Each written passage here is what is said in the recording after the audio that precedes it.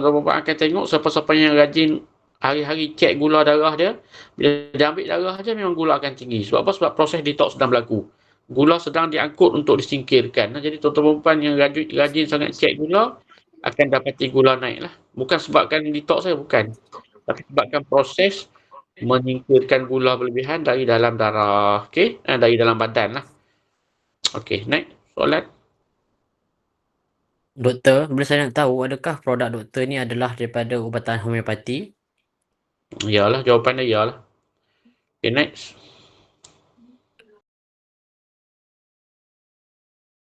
Apakah signifikan ubatan homeopati dalam perawatan buah pinggang dibandingkan ubatan ataupun suplemen yang berada di luar sana? Homeopati ini ubat yang paling selamat di dunia. Okey. Sebab apa? Sebab dia tidak ada sebarang chemical, tidak ada sebarang drugs, tidak ada sebarang traces of elements yang kita boleh dapat lah. Dan elemen terutamanya chemicals ni biasanya dia akan merosakkan hati kita, merosakkan buah pinggang. Okey. Kalau kita ambil dalam jumlah yang berlebihan ataupun pada dos yang tak tepat, dia akan merosakkan tubuh badan kita, merosakkan pelbagai organ. Itu kalau kita ambil chemical lah, berbentuk herba, okey, berbentuk betul-betul ubatan drugs dari hospital, dari klinik itu memang ada chemical compound. Dia ada active compound dalam dia. Di samping ada active compound, dia juga ada memang bahan-bahan beracun. Sama ada natural toxicant ataupun memang toxic chemicals yang ada dalam drugs tu, yang tak dapat disingkirkan, tak dapat dibuang dalam proses menghasilkan drugs ataupun menghasilkan herba untuk rawatan. Itu ubatan herba dan ubatan moden, okey, ubatan drugs, okey. Tetapi homeopati ni memang ubatan yang cuma dia ambil remedi je, dia ambil penawar dia. Okey, diambil, dipanggil sebagai healing compounds dia ambil. Okey, dan didilutekan, dipotentizekan sampai tak ada apa-apa lah dalam remedi homeopati itu kosong dah. Dia akan membentuk nanopartikel dia, teknologi nano. Jadi kalau kita ambil, kita cek ubatan homeopati ni memang susah nak detect apa-apa di dalamnya. Jadi benda yang tak ada apa-apa di dalam, dia berunsurkan tenaga perawatan homeopati nanopartikel memang selamat untuk buah pinggang. Apa bukti ubatan ataupun signifikan homeopati ni memang digunakan dalam rawatan buah pinggang? Sebab dia selamat. Okay? Dia selamat dan dia reversekan pesakit-pesakit buah pinggang saya. Itu bukti kuat menunjukkan homeopati ni sangat sesuai digunakan untuk rawatan buah pinggang.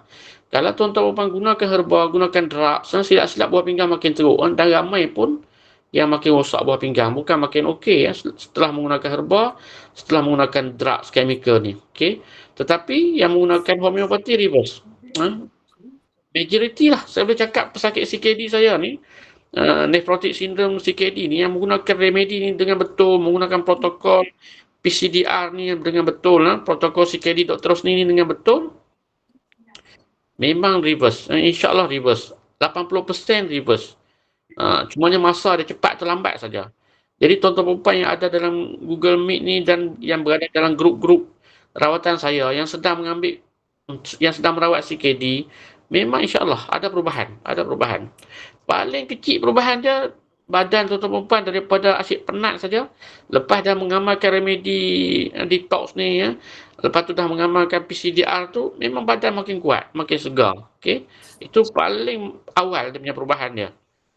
Okay? Next. Okey doktor, apa pandangan doktor bagi kakak saya yang sekarang CKD tahap 4 dan ada juga salah seorang pesakit yang mana baru pergi ke klinik dan disahkan ada bengkak air pada kaki lah. Jadi apa cadangan doktor ataupun nasihat doktor lah. Dan sekarang sedang mengambil ubatan untuk membuang air dalam badan. CKD stage 5 ke buat detox je. Ataupun buat protokol CKD Dr. Rosni tu, PCDR. Jawapan dia nanti kontak balik Tuan Arif dalam grup tuan-tuan perempuan, bagi tahu kata saya nak mulakan prosedur PCDR, nak memulakan protokol PCDR tu. Dah start protokol tu insya-Allah, stage 4 ke, stage 5 ke, bengkak air kaki ke, insya-Allah makin bagus.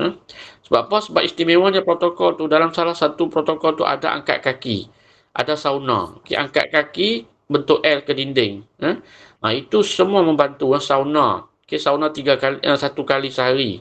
waktu keadaan sejuk, awal pagi. Sekali buat dalam 1 jam. Okey. Setting suhu pun dalam 40 hingga 60 darjah Celsius berpeluh-peluh.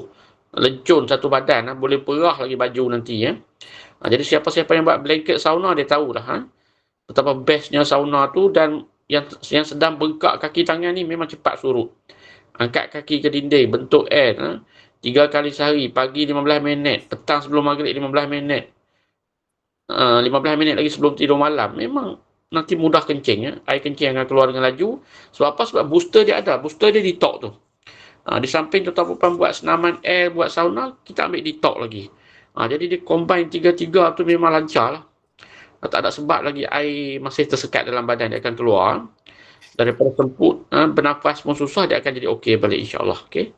Buat dulu protokol tu, tuan-tuan perempuan akan dapati memang akan semakin sihat.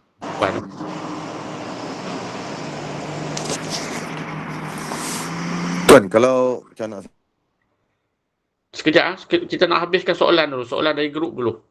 Nanti dah habis soalan grup, kita buka soalan untuk umum, untuk tuan-tuan perempuan tanya.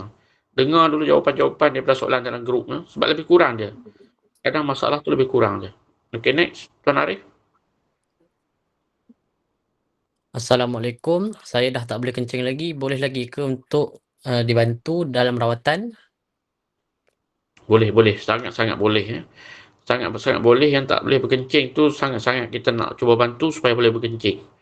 Buat dulu protokol CKD Dr. Rosni ni, PCDR. Okay? Dia tak ada magic, dia tak ada shortcut, tapi kena buat lah. Buat dulu sebulan, 2 bulan, 3 bulan sampai berkencing. Dia kalau dah mula berkencing tu makna kata memang buah pinggang semakin okey lah. Buah pinggang semakin reverse, tuan-tuan perempuan akan boleh berkencing. Itu je tanda pertama, menunjukkan buah pinggang tuan-tuan perempuan semakin sihat balik. Tapi kalau dah 3 bulan, gunakan protokol CKD, campur lagi 3 bulan, 3 bulan berdetox, campur lagi 3 bulan, gunakan set kidney cure, 6 bulan, masih tak boleh kencing, makna kata itu saya surrender lah. Memang tuan-tuan perempuan yang berkeadaan gitu tidak ada harapan lagi. Makna kata buah pinggang tu memang betul-betul dah mati. Buah pinggang tu betul-betul dah bertukar jadi batu, tak boleh di reverse dah itu. Dia ada tu dalam 10%. 10% akan ada macam tu. Mana kata kalau 100 orang yang jumpa saya, 10 orang memang ada yang macam tu. Tak boleh reverse, tak boleh buat apa dah. Okay, next. Okay, saya ada ambil produk. Saya akan sensor nama dia, Shiro dan sebagainya lah. Boleh teruskan ataupun berhenti dahulu? Okay, biasa produk-produk ni saya suruh berhentikan lah untuk nak rawat sakit buah pinggang ni. Nak rawat CKD, tuan-tuan perempuan mesti clearkan tubuh badan daripada pelbagai jenis amalan produk suplemen ni. Kecuali ubat-ubatan hospital yang penting je. Macam ubat cair darah, ubat jantung, itu saja yang saya benarkan lah. Tapi selain tu, suplemen-suplemen ni buang dulu. Jangan guna dulu. Okay? Sebab kalau betul tuan-tuan perempuan punya suplemen tu berkesan, lama dah sembuh. Okay? Dan tak perlu gunakan pun ubatan saya. Itu je rasional je. Itu je logiknya. Kalau betul ubatan tu berkesan untuk tuan-tuan perempuan, kenapa perlu gunakan lagi ubatan saya? Teruskan dengan ubatan tu sampai sembuh. Okey? Tapi kalau dah kita sendiri pun rasa tak yakin, dah tak sembuh pun, okey? Tak ada perubahan pun, makin teruk. Bukan makin bagus, makin teruk. Itu makna kita tinggalkan, dah buang dia. Okey? Fokus kat ubatan saya 100%. Fokuskan kat PCDR ni 100%. Itu cara ada yang lebih rasional lah. Sebab apa? Sebab tuan-tuan perempuan tak boleh ambil macam-macam ubat. Buah pinggang ni tak boleh ambil macam-macam. Dia kena cleankan. Kalau boleh ambil 1-2 ubat je. Termasuk dengan ubatan homeopati saja. Itu je. Okay? Tak boleh ambil macam-macam suplemen dah. Sebab apa? Sebab kalau makin banyak suplemen dia ambil, makin banyak ubatan lain dia ambil serentak dengan ubatan saya, memang dia beban buah pinggang tu. Bila dia beban, memang takkan reverse lah. Buah pinggang tu takkan reverse. Dia makin sakit, makin parah. Tak boleh reverse. Nak reverse, mesti kosongkan dulu. Mesti reset balik tubuh badan tuan-tuan perempuan. Fokus kat PCDR dengan 1-2 ubatan penting dari hospital je. Itu je. Next. Salam, maaf kalau dah ada yang bertanya. Macam kami yang dah dialisis, boleh ke nak ada balik urin ataupun air kencing ni? Dah jawab dah tadi kan. Dialisis boleh ikhtiar. Sebab apa? Sebab dalam rawatan CKD kita ada 3 objektif. Objektif pertama untuk geng-geng yang dah dialisis ni. Kita cuba nak kurangkan sesi dialisis daripada 3 kali seminggu kepada 2 kali ataupun 1 kali je seminggu. Daripada 3 kali, 3 nak jadikan 2 ataupun 1 je seminggu, 1 kali je. Itu objektif yang pertama untuk pesakit CKD yang dah dialisis ataupun dipanggil sebagai ESRF. End stage renal failure ni dah dialisis lah. Okay? Itu yang grup pertama. Itu objektif pertama. Target yang kedua, pesakit yang stage 5 ni nak kena dialisis. Target dia nak elakkan daripada kena dialisis. Maknanya kita stage 5 ni kita nak reversekan ke stage 4. Dah bebas daripada dialisis. Okey? Itu target kita yang kedua, yang belum dialisis dah stage 5, kita nak elakkan daripada kena dialisis.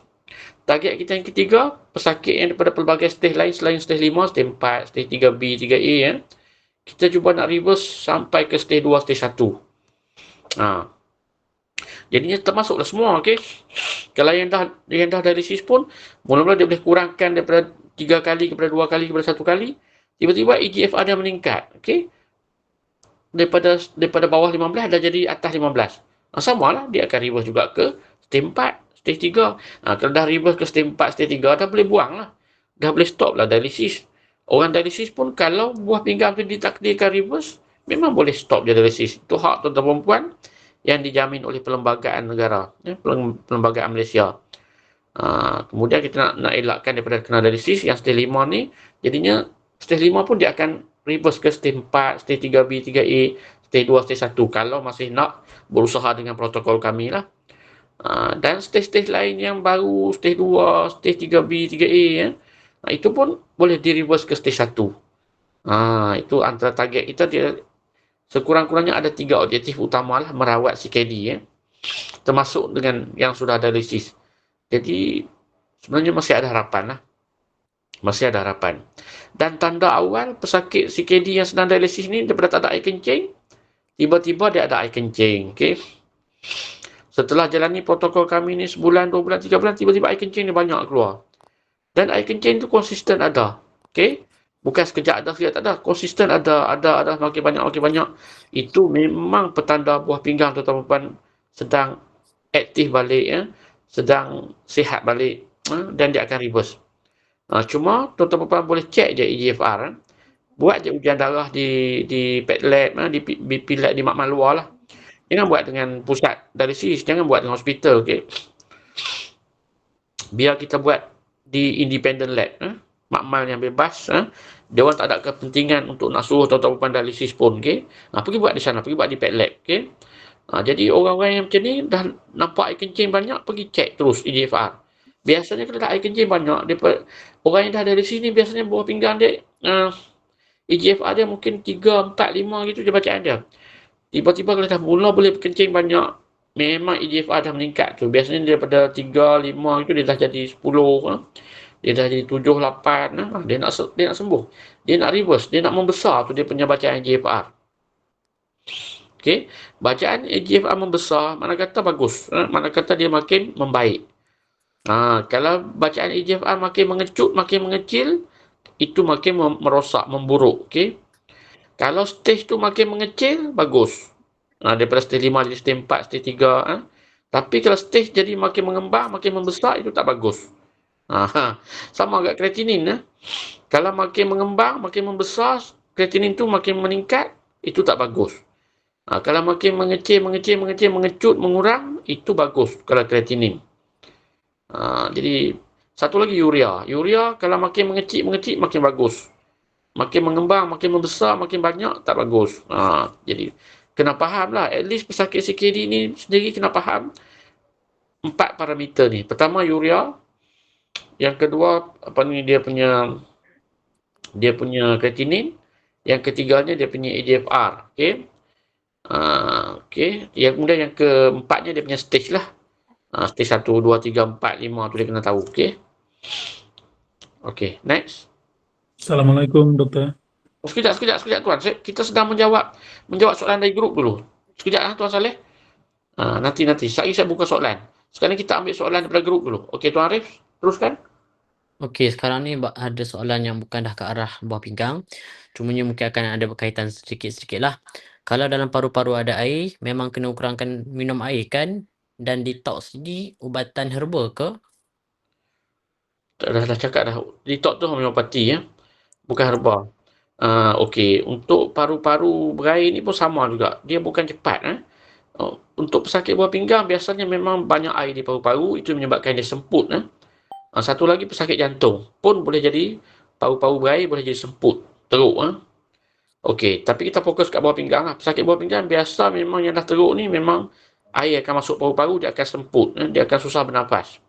Jadi antara protokolnya, kita kena angkat kaki, kena bersauna, okey, kena berdetox. Jadi buat je amalan-amalan tu, memang nanti paru-paru tu akan okey balik, akan normal balik. Kena sabarlah, kena sabar, okey.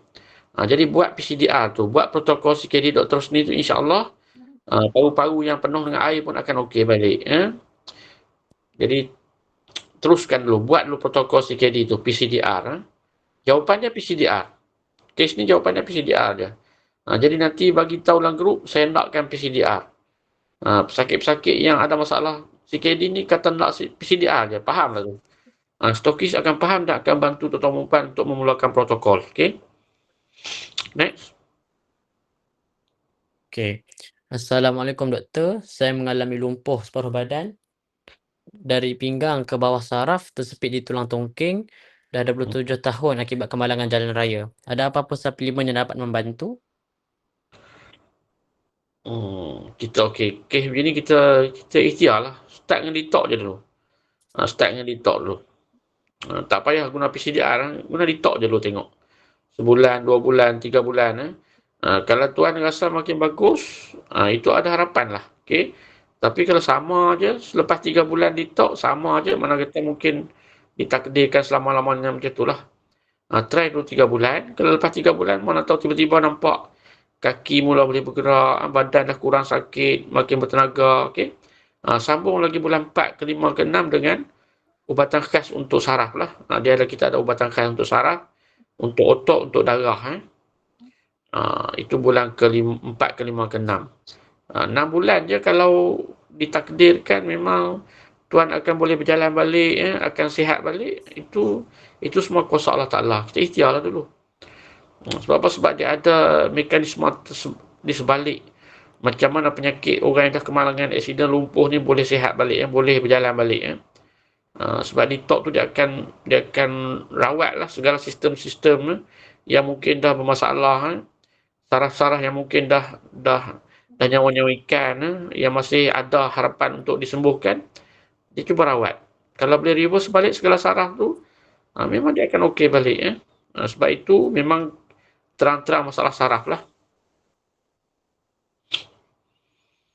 Okey, next. Okey, soalan terakhir. Berapa peratus yang berjaya reverse bagi pesakit buah pinggang doktor? Macam saya beritahu tadi, 80%. 80% setiap 100 orang yang ambil, insya-Allah 80 orang akan reverse. Reverse pun bertahap lah, ikut lah. Okay? Ada yang, kalau yang dah dialisis tu, reverse untuk kes dialisis ni daripada 3 kali jadi 2 kali. Jadi 1 kali dialisis seminggu. Itu pun dikira reverse. Untuk yang stage 5, dia jadi stage 4. Stage 3B, stage 3A. Gitu. Dia makin reverse lah, okey lah. Makin okey lah. Ada yang reverse ke stage 1, itu terbaik lah.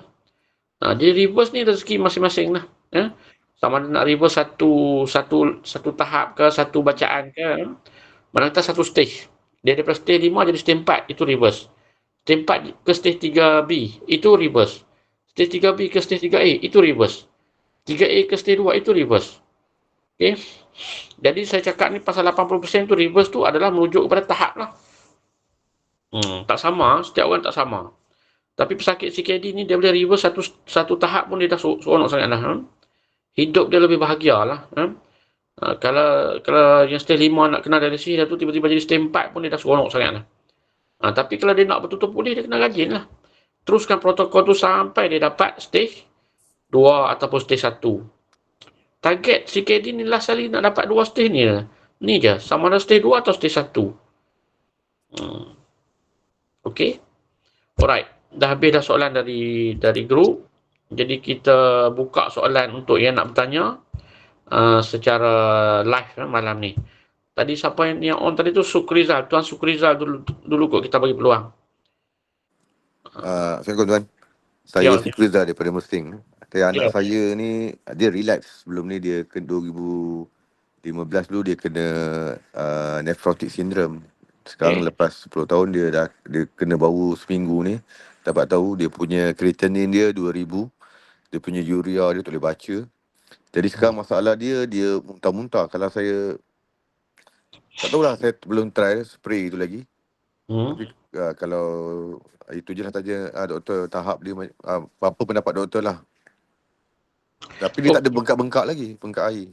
Apa yang patut saya buat? Itu je doktor soalan. Tapi dah check dah kan dia punya ujian darah, dah buat ujian darah? Dekat hospital dah buat ni doktor. Mana kata ini saya fikir bukan nefrotik lagi ni, dia dah CKD ni. Ya betul doktor, saya ingat CKD dah, betul. Stage berapa ada EGFR ada berapa sekarang ni? Oh, saya tak pasti. Dia cuma cakap dia punya creatinine 2000 je masa tu. Lepas tu saya, sebab sebelum ni pun saya buat rawatan sendiri kat rumah. Sebelum ni masa dia umur 9 tahun lah. Tapi masa tu dia boleh makan apa semua. Jadi bila sekarang ni dia tak boleh makan, tak boleh apa. Jadi saya nak cuba detox dengan doktor punya produk lah. Okey. Umur dia berapa tahun sekarang ni? Sekarang umur dia 20 tahun. 20 tahun lah. Dia mengidap daripada umur dia 9 tahun. 9 tahun, betul doktor. Oh, lama dah. Okey. Jadi tak apalah, kita ikhtiar lah. Boleh ikhtiar gunakan protokol CKD ni. Nanti Tuan Sukrizal message je dalam grup kata nak buat protokol CKD ni, PCDR ni untuk anak tu. Nanti akan dibantulah oleh saya punya konsultan ataupun stokis dalam grup tu. Okey, baik tuan. Terima kasih tuan. Nah, dalam grup mana dah tahu tak stokis mana? Nama stokis? Arif, saya yang Arif ni. Tuan Arif saya. Oh, dah dapat detox dah? Saya dah order detox. Detox set tu saya dah order. Cuma yang blanket tu belum lagi apa semua tu. Oh, dalam postage lah. Okey, Tuan Arif dah post. Yang sauna blanket tu boleh order je lah, ikut link yang saya dah bagi dalam grup tu. Itu yang antara yang dipercayai lah, yang berkesan untuk pesakit-pesakit. Sebab penting tak, dia sauna ni dia mempercepatkan proses. Sauna blanket ni mempercepatkan proses penyembuhan tu lah. Kita kena combine. Lah ni angkat kaki dah boleh buat dah di rumah tu, yang senaman bentuk L tu dah buat tak? Belum lagi. Dah mula boleh buat lah. Angkat je kaki dia kat dinding tu, bentuk L, straight, 15 minit sebelum tidur, pagi esok 15 minit lagi, petang sebelum maghrib 15 minit, 3 sesi sehari. Itu dah dalam protokol tu. Itu memang ada dalam protokol CKD kita, buat yang tu. Buat yang boleh buat dulu. Baik doktor, terima kasih doktor. Buat yang tu, insyaAllah boleh reverse, okey. Kalau terutamanya yang baru-baru kena yang teruk ni boleh reverse, okey. InsyaAllah. Amin. Terima kasih doktor. Ni badan dia lemah ke ataupun selera makan dia langsung tak ada? Betul. Selera makan langsung tak ada. Lepas tu badan dia lemah sebab dah 2 minggu lah dia makan 2 suap macam gitu je. Lepas tu dia kerap macam muak muntah. Apa aja dia, lepas tu ada keluar lendir daripada dia punya paru-paru berair. Urea banyak. Urea ni saya rasa dia bantai banyak makan daging ni sebelum dia kena ni, dia banyak makan protein haiwan ni. Mungkin doktor sebab dia sebelum ni dia kerja dekat kedai orang dekat mak dia. Memang dia orang, saya tak tahu, tapi pekerja bagi tahu dia banyak makan benda-benda yang macam gitulah, satu cakap tu. Dia tak pantang. Sampai sebelum ni 10 tahun dia okey je. Dia bila makan protein banyak-banyak, memang dia kena lah. Urea dia naik, habislah. Dia urea sebenarnya yang jadi musuh kepada buah pinggang ni, yang jadi musuh kepada pesakit buah pinggang ni urea. Creatinine tu cuma indikator je. Indikator. Ramai orang salah faham. Itu saya tak cerita sangat pasal creatinine ibu-ibu ni. Saya tak boleh jadi pedoman lah. boleh. Maknanya saya kena hantar darah dekat PAT Lab lah dulu. PAT Lab. Dia urea. Yang boleh menyebabkan kita pitam, kena dialisis, boleh menyebabkan pesakit CKD mati ni, meninggal ni, mengejut ni bukan kreatinin. Urea tu, itu yang racun. Urea ni yang benda dalam air kencing kita lah. Sebab apa kita kena kencing? Sebab kita kena keluarkan racun tu melalui air kencing. Tapi ini cerita dia, urea tu tak keluar ikut air kencing, dia masuk dalam badan kita. Jadi racun lah. Dan bila racun urea tu lebih daripada 20, ni saya fikir lebih daripada 20 ni, mungkin 30-40 dah bacaan urea tu. Bila dah banyak macam tu, memang kita akan rosak loya. Air kencing, bayangkan air kencing berada di mulut kita ni. Kat keliling mulut kita ni semua penuh dengan air kencing. Sebab tu mula dia pecah-pecah. Dan dia akan rasa loya tau, ditekak dia sebab ada air kencing kat situ, ada urea. Faham Dia, doktor. Dia akan hilang selera makan. Jadi yang pertama, pertolongan cemas untuk dia sekarang ni, dia kencing tak boleh sangat kan? Tak boleh doktor. Dah 3 hari dah tak boleh. Biasa dia kan ada kencing juga. Pertolongan cemas untuk dia, rajin angkat kaki dulu tuan. Kalau sekarang ni saya suruh dia angkat kaki sejam tak apa. Angkat kaki bagi bentuk air tu dulu setengah jam dulu ke. Walaupun dia tak ada bengkak air, kena angkat kaki juga. Ya. Baik. Pertolongan cemas dia, angkat kaki tu dia akan aktifkan balik dengan cepat buah pinggang. Dia akan macam dia bagi arahan lah, cepat. Kau proses juga air kencing macam mana pun. Faham. Jadi kalau buat gitu, dia akan cepat sikit, dia akan keluar air kencing dia sebelum dapat kaki dia kena tinggi. Dia tidur letak bantal 3 biji ke bagi tinggi daripada punggung dia, kaki dia tu. Dan waktu biasa ni buat senaman kerak-kerak sikit. Mungkin setiap setengah jam ke, ataupun setiap 2-3 jam buat angkat kaki 15 minit ke dinding. Dia mesti L lah. Mesti bentuk L, tegak lurus 90 darjah Celsius. 90 darjah pula. 90 darjah lah, betul lah. 90 darjah, bukan. Baik. Buat gitu. Itu yang tuan kena buat dah untuk dia tu. Tak payah tunggu ditok dulu, buat yang tu dulu. Itu paling cepat. Dia mesti kencing dulu. Dia tak kencing, sangat bahaya untuk dia. Dia mungkin akan kena dialisis tu. Kalau dia 2-3 hari lagi dia tak kencing, atau sehari lagi, memang dia kena paksa dialisis tu. Okay. Faham. Right. Alright. Terima kasih, Dok. Okey, Tuan Saleh. Assalamualaikum, Dok. Ya, Waalaikumsalam. Jadi maksudnya macam mana detox ni dia akan kurangkan juga berperanan juga untuk mengurangkan urea tuh kalau begitu. Ya. Dia combine. Dia kombinasi protokol tu yang kita panggil protokol. Saya tak cakap detox saja. Dia mesti dikombainkan. Detox tu pun buat kerja, senaman L pun buat kerja, bersauna blanket tu pun buat kerja, jaga makan, tinggalkan segala protein haiwan, jadi vegetarian pun itu satu kerja. Okay? Jadi dia ada 4 elemen. Macam saya dah share dalam group tu, untuk nak reverse, untuk nak buat protokol CKD ni, dia mesti amalkan 4 elemen tu. 4 elemen saya sebut tu mesti buat serentak. Dia tak boleh harap kat detox je, tak boleh. Ya? Dia kena combine semua. Dulu-dulu kita harapkan detox je, tak boleh, tak jadi. Ya? Bila saya upgrade teknik ni jadi protokol, baru lebih ramai pesakit saya reverse. Okay? Jadi kita dah test dah benda ni tuan-tuan dan puan. Sejak 2013 kita buat try and error. Ubat saja tak menjadi tuan-tuan dan puan. Jadi kita kena ambil protokol. Ada protokol tu yang free je, yang kita buat sendiri je di rumah. Ada protokol tu yang berbayar. Itu je. Yang berbayar tu detox lah salah satunya. Okay? Lepas tu macam sauna blanket tu, kalau tuan-tuan dan puan nak jimat duit, beli je lah. Beli yang sauna blanket, tak payah nak pergi spa buat sauna. Jadi beli sekali boleh pakai lama. Sampai sembuh. Okay? Boleh Jadi kena combine. Tapi detox tu memang berperanan. Dia akan rawat dari dalam, dia akan singkirkan racun-racun urea, kreatinin yang berlebihan, dia akan buang semua tu. Dan akan dipercepatkan proses tu oleh elemen-elemen lain dalam protokol. Kena faham tu. Macam kita seorang manusia lah. Kita nak bergerak ni mesti ada kaki, mesti ada tangan. Mesti ada otak kita. Mesti ada jantung. baru kita boleh bergerak sebagai seorang manusia. Kalau tidak, tak boleh. Kita tak boleh cakap otak tu saja, tak boleh. Ada otak pun tapi usus ada masalah pun tak okey. Jantung masalah pun tak okey juga. Jadi kita nak semua perfect, barulah dia boleh bergerak. Barulah boleh jadi seorang manusia yang sihat, yang sempurna. Jadi semua benda penting.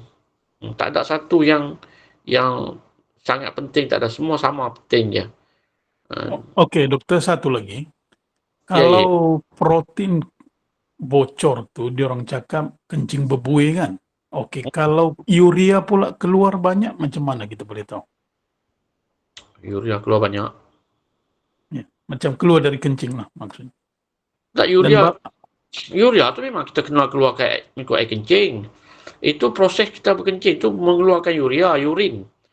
Nama apa urin ya? Dan memang dalam air kencing kita memang kandungan urea tinggi. Sebab itu bahan beracun yang mesti disingkirkan daripada tubuh badan. Itu bahan metabolit ya, hasil daripada metabolisme protein yang kita kena buang ke dalam air kencing melalui buah pinggang. Okay? Jadi urea tak ada isu, mesti dikeluarkan. Kita tak boleh simpan urea dalam badan. Bila simpan urea dalam badan, itulah jadi racun, itulah jadi CKD ya. Oh. Dia protein keluar tu betul. Kalau protein keluar tu betul. Protein tak sepatutnya keluar. Protein tak sepatutnya bocor ke dalam air kencing. Kalau keluar dalam air kencing akan jadi berbuih. Sebab macam putih telur. Tuan-tuan bayang gini je. Kenapa air kencing berbuih? Sebab ada putih telur dalam dia. Putih telur tu kalau kita masukkan dalam air kan berbuih-buih. Itulah ibaratnya. Sebab protein itulah yang akan keluar daripada badan kita melalui urin. Masuk ke dalam urin melalui buah pinggang. Sepatutnya kita serap balik. Buah pinggang serap balik, tapi dia tak dapat. Dia bocor. Protein tu bocor, masuk ke dalam urea. Jadilah protein urea tu. Okay? Dan kita akan menyebabkan air kencing berbuih. Air kencing berbuih tu indikator. Itu indikator buah pinggang sedang bermasalah. Dia masalah buah pinggang ni tak semestinya CKD. Ya. Kadang-kadang sebabkan jangkitan. Jangkitan ni dia akan menyebabkan bukan CKD, ACD. Ya. AKD, sorry. Okay. Acute kidney damage. Okay. Kidney disease, sorry. So, AKD ni acute dan dia penyakit buah pinggang yang mengejut. Itu pun menyebabkan protein boleh bocor sementara waktu lah, kencing berbuih-buih. Ya. Tapi lepas dah diselesaikan jangkitan, dirawat jangkitan, okey balik. Tak ada dah buih tu. Ada orang macam tu, kena. Tapi yang merisaukan CKD lah. Chronic kidney disease ni. Okay? Ini berpanjangan, air kencing dia berbuih, ya, kotor, color kuning gelap, kadang-kadang merah-merah ada darah. Okay? Ini memang kerosakan lah. Kerosakan buah pinggang yang betul-betul kronik. Asyik. Okay? Jadi kena dapat bezakan tu.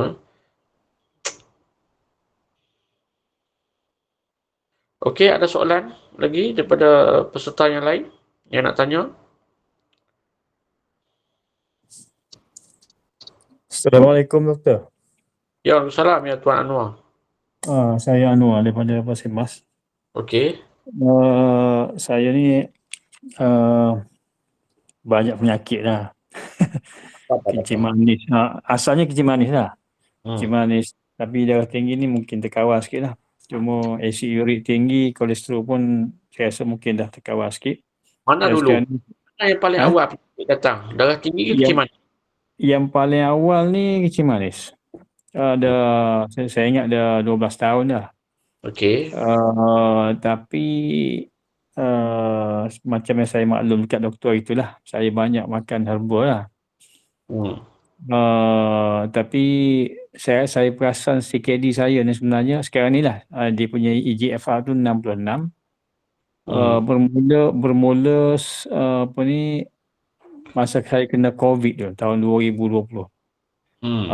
Bila lepas kena COVID tu, saya punya buah pinggang, doktor kata dah ada masalah. Dia kata masa tu saya cek dalam 90 lah.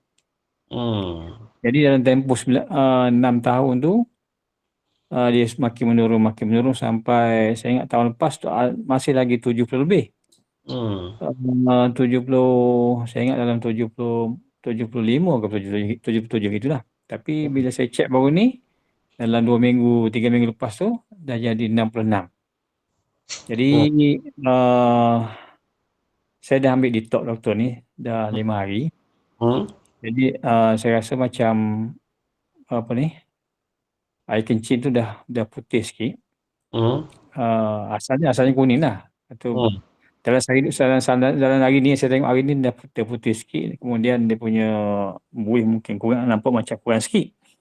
Cuma saya nak tanya, boleh tak kita campur dengan benda lain? Sambil saya ikut protokol doktor ni. Maknanya macam lipat kaki 90 degree tu saya buat. Cuma alat sauna tu baru sampai. Jadi belum buat lagi. Cuma saya nak tahu dari segi makan minum pun saya kontrol. Maknanya saya makan 2 kali sehari je. Ikan tu saya makan macam ikan kembung tu mungkin saya makan separuh gitulah ataupun 3 suku. Tak dapat. Kalau ikan kecil tu ikan selayang saya makan seekor lah. Sekali makan. Mengikut apa yang doktor sarankan tu, maksudnya kalau hari tu saya makan telur, saya selang-seli dengan ikan. Macam tu. Bagus. Jadi cuma nak tahu sauna tu berapa kali kita kena pakai. Kemudian saya ada juga amalkan air Bali ni. Air Bali ni daripada saya ingat dah 15 hari saya minum setiap hari. Air Bali sajalah kosong, tak ada campur apa-apa. Yang diproses sendiri ke ataupun yang beli? Saya beli, saya masak lah, saya masak. Masak sendiri okey. Saya beli dan tin kan, tin yang ayam brand tu. Saya masak. Saya masak, saya minum 2 kali sehari lah. Tanpa gula?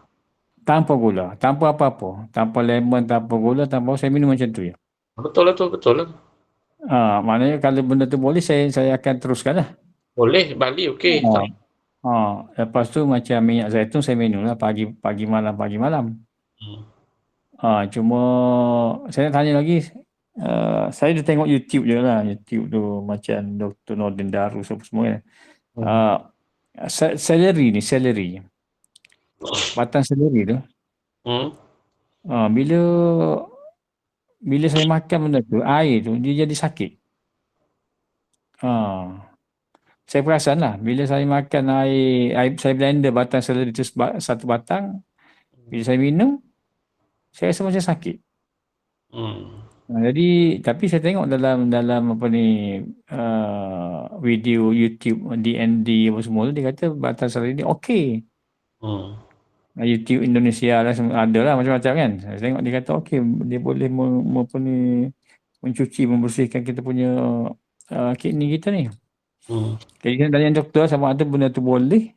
Kalau boleh saya teruskan, kalau tak boleh saya biar. Sama mana saya amalkan Bali saja. Okey. Alright. Dia begini ya. Dia dia seleri ni dikira sebagai bahan makanan dan juga sifat dia herba. Okey. Jadi kalau menurut Prof Mustafa, Prof Mus dia memang anti ya. Untuk orang yang amalkan macam jus-jus daripada herba ni, blender hari-hari amal, dia cukup pantang. Sebab apa? Sebab mengikut dia pakai farmakologi ya, toksikologi dan farmakologi ya. Mengikut beliau, benda pun walaupun sayur-sayuran, contoh dia bagi peria katak, kalau hari-hari kita buat jus, kita amalkan pun tak bagus sebab dia ada bahan-bahan aktif yang boleh membebankan sistem kita, terutamanya buah pinggang. Lama-lama daripada benda hak jadi makanan, sebab kalau kita makan, contoh seleri, kita makan, kalau bulan berapa banyak sangat kita makan. Sekeping, 2 keping, dia masuk dalam tom yum, masuk dalam apa benda sup tulang, sup ekor tu.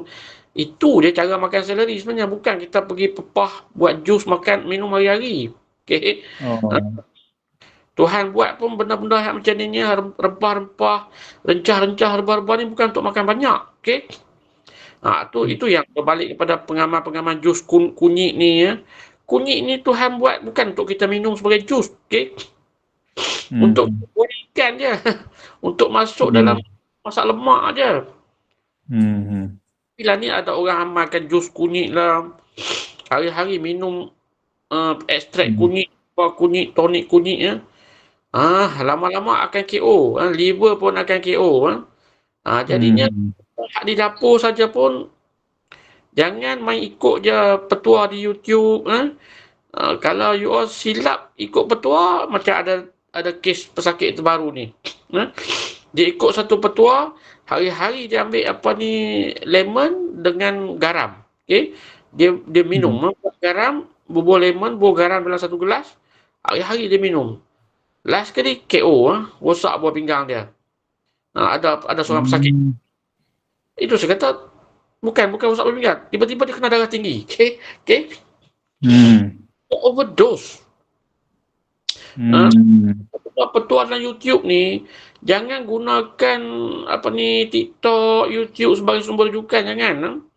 Melainkan kalau you dengar daripada orang-orang yang memang ada autoriti, macam Prof Mustafa Ali, macam itulah saya sendiri yang telah rawat dan reverse sakit buah pinggang.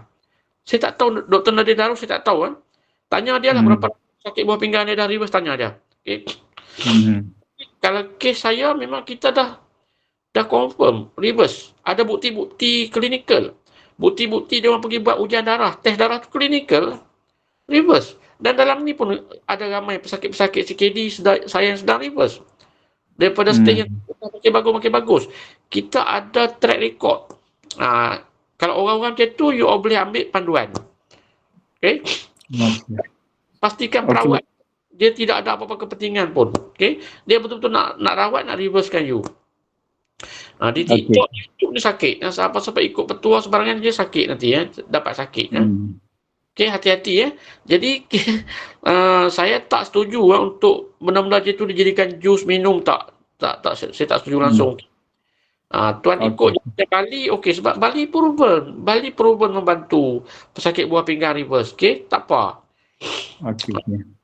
Okey. Faham. Lagi satu doktor. Lagi satu. Detox doktor ni, dia ialah masalah utama saya sebenarnya kencing manis dengan buah pinggang lah, kan? Jadi adakah detox ni sebenarnya dia boleh mengurangkan kencing manis juga? Ya. Selain daripada buah pinggang lah. Ya. Kita dah banyak juga testimoni pesakit yang kencing manis yang daripada injek insulin, berhenti injek insulin pun ada yang reverse terus. Tapi muamal tu. Ya. Sebab apa saya tanya ni, sebab saya kalau boleh saya maknanya kalau betul lah benda ni berlaku kan, insya-Allah lah.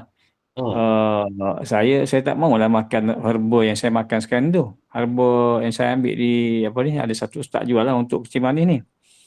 Jadi maknanya saya fokus pada satu lah, maknanya yang doktor punya je begitu. Ya. Senang. Herba tu walaupun selama ni kita tak nampak dia memberi kesan buah pinggang, tapi long term consumption herba ni last kali dia akan pergi ke mana? Pergi ke hati, pergi ke buah pinggang juga. Okey. Jadi fokus sebab dari segi lama saya ambil benda tu lebih pada 6 tahun lah. Maknanya hati saya cek okey, cuma buah pinggang ada masalah sikit. Mungkin saya ingat selepas kena COVID hari itulah yang saya perasan tu. Begitu. Selepas kena COVID ke selepas cucuk vaksin COVID?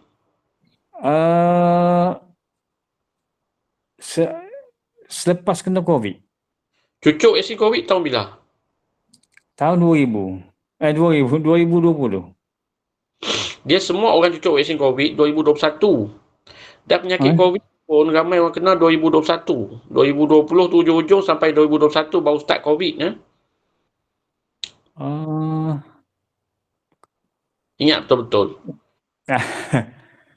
Tapi saya ingat selepas kali saya kena COVID tu, dia doktor ambil darah, dia check saya punya, dia kata ada masalah sikit buah pinggang dia kata. Tapi okey lagi dia cakap macam tu. Sebelum tu saya memang buat darah ni test ni setiap 6 bulan sebab saya makan buah herba. Daripada tahun 2015 setiap 6 bulan saya pergi test. Jadi tak ada pun masalah pada buah pinggang tu. Tak apalah. Kalau tuan ingat dah, COVID tahun bila ambil? 2021 juga kan cucuk vaksin? Saya rasa saya ambil 2020. Vaksin COVID? Ha. Macam mana Kak? Itu sebab dia prosedur cucuk vaksin COVID ni bermula bulan Mac tahun 2021. 2021. Kita semua orang, semua satu Malaysia cucuk vaksin COVID bermula Mac 2021. Tuan-tuan puan boleh cek balik. Siapa yang cucuk vaksin tu cek balik. Semua kita. Sebelum tu tak ada. Sebelum tu masih belum masuk Malaysia. Okay. Saya ni antara yang terawal kena COVID. Maknanya sebelum cucuk lagi lah. Sebelum cucuk tu. Sebelum cucuk. Waktu tu pun doktor buah pinggang ada merosot. Dia ada merosot. Tapi masa tu lebih lagi 90. Okey. Jadi yang ambil vaksin tu, vaksin apa itu? Pfizer ke Sinovac ke? Pfizer. Okay. Selepas saya ambil Pfizer tu, dalam 2 tahun lepas tu, 2023 saya ingat. 2022 ke 2023 macam tu lah. Saya kena jangkitan kuman, jadi kencing mendarah. Okey. Kencing mendarah dalam 2023 saya rasa macam tu lah. Saya kena kencing mendarah lebih kurang dalam 2 minggu. 2 kali dia benda tu. Dia berdarah, kemudian saya pergi klinik, dia kata kena jangkitan kuman. Okey sekejap, datang lagi sekali. Jadi 2 kali dah kena. Lepas tu okey. Jadi saya tak tahu lah sebab apa kencing darah tu. Pelbagai faktor lah yang penting buat tu dah tahu rosak sekarang ni, sedang rosak, kita rawat je lah. Sebab tahu faktor ni saya pun tengok tak apa jelas. Okay. Dia kasi macam-macam lah. Tak apalah macam ni je, tuan teruskan dulu. Sebab sekarang ni kita pun dah tak guna, benda dah rosak, kita rawat je lah. Alright. Okey. Terima kasih banyak doktor. Okey. Assalamualaikum. Waalaikumsalam. Okey, ada siapa lagi tanya soalan tu yang duk tanya sikit, tulis sikit tu. Cuba buka mic cakap terus, senang. Boleh tak? Saya tengok ada orang ni, Puan Hafizah ni, banyak betul dia menulis ni. Cuba buka mic, tanya tu, senang. Habis cerita. Ini satu baris soalan jenuh. Assalamualaikum doktor. Pandai pun cakap. Okey. Cakap. Tak pernah live ni, segan. Tak boleh. Penyakit ni sudah segan-segan. Bukan suruh tunjuk muka pun. Orang nak dengar, nak share terus. Nak dapat ilmu. Okey, tanya soalan. Macam ni, adik saya lah. Dia kena CKD tahap 4. Buah pinggang dia tinggal 16% je. Lepas tu jantung dia pun ada masalah lah. Tapi dia pergi IGN tak boleh nak cek jantung dia. Buat apa? Angiogram. Apa saya tak tahu apa benda dia sebut tu. Sebab keadaan buah pinggang dia teruk. Jadi sekarang ni doktor yang dekat IGN ke tak bagi dia makan suplemen apa-apalah, dia suruh stop. Kami nak cuba dia bagi macam jenama BE produk yang macam Shiruto ke kan. Tapi dia tak nak lah, dia kata dia takut nanti membebankan buah pinggang dia lagi. Sekarang nak bagi dia apa-apa semua dia tak nak. Saya nak suruh bagi guna macam Adorapen pun macam dia tak nak. Dia dah tak berapa confidence. Sebelum ni memang dia dia dah ada kencing manis semua, dia ada darah tinggi, tapi dia macam tak pergi follow up hospital lah, tak pergi. Dia macam nak rawat sendiri aja, tapi tengok macam tak menjadi pula, jadi buah pinggang dia pula efek sekarang. Macam mana nak buat doktor Dia orang yang susah dah kena brainwash dengan hospital ni. Dia dah takut dah nak ambil segala produk luar ni, tak dapat tolong lah. Itu dia cerita dia. Cerita dia, kita kena minta doa untuk Allah Ta'ala buka balik pintu hidayah untuk dia. Itu je. Dia orang macam tu, pengalaman saya memang susah dah kita nak bantu. Sebab dia dah di brainwash, tak boleh dah ambil suplemen luar oleh doktor, hospital. Cerita dia kena serah diri dengan hospital lah untuk diuruskan. Tak dapat tolong dah Puan Hafizah. Betul cakap. Saya cakap cerita je ni. Memang orang ni payah dah nak dipujuk. Okey. Sebelum ni dia memang ambil lah suplemen, tapi agaknya tu tak menjadi tu, dia macam dah putus asa ke dah. Dia kata dia tak percaya ke dah. Apalah. Tak dapat tolong. Melainkan kalau Puan Hafizah boleh bagi video-video saya dalam grup pun, kita share video-video Google Meet macam ni, apa semua, kok terbuka pintu hati dia, okey ya. Kalau dia tak memang dia dah tutup dah tu. Kes macam ni, saya tahu, saya pernah jumpa banyak kat kes macam ni, dia dah tutup dah. Lepas tu doktor pun tak bagi pula dia makan kan. Jadi dia dah tahu dia nak fikir macam mana dah. Nak teruskan ke takut nanti buah pinggang dia yang tinggal berapa persen tu makin rosak. Tak apa, kita pun ramai pesakit yang dah tinggal 2% pun kita rawat reverse 2 dan naik jadi 12. Kita ada pesakit yang lebih teruk dari dia, stay 2, tinggal 2 dah persen. Sekarang ni dah naik jadi 12. Ada testimoni kita begitu.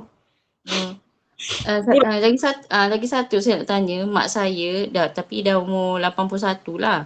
Dia ada CKD tahap 3. Dia ada demensia. Macam mana nak bantu dia? Dia selagi tubuh badan dia kuat, boleh bantu dia. Boleh gunakan protokol ni lah.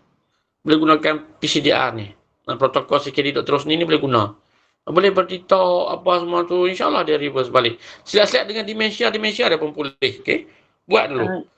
Saya ni masuk lambat tadi doktor. Nak tahu produk apa benda tu. Detox. Kita ada ubat khas. Detox dan juga ada protokol dia.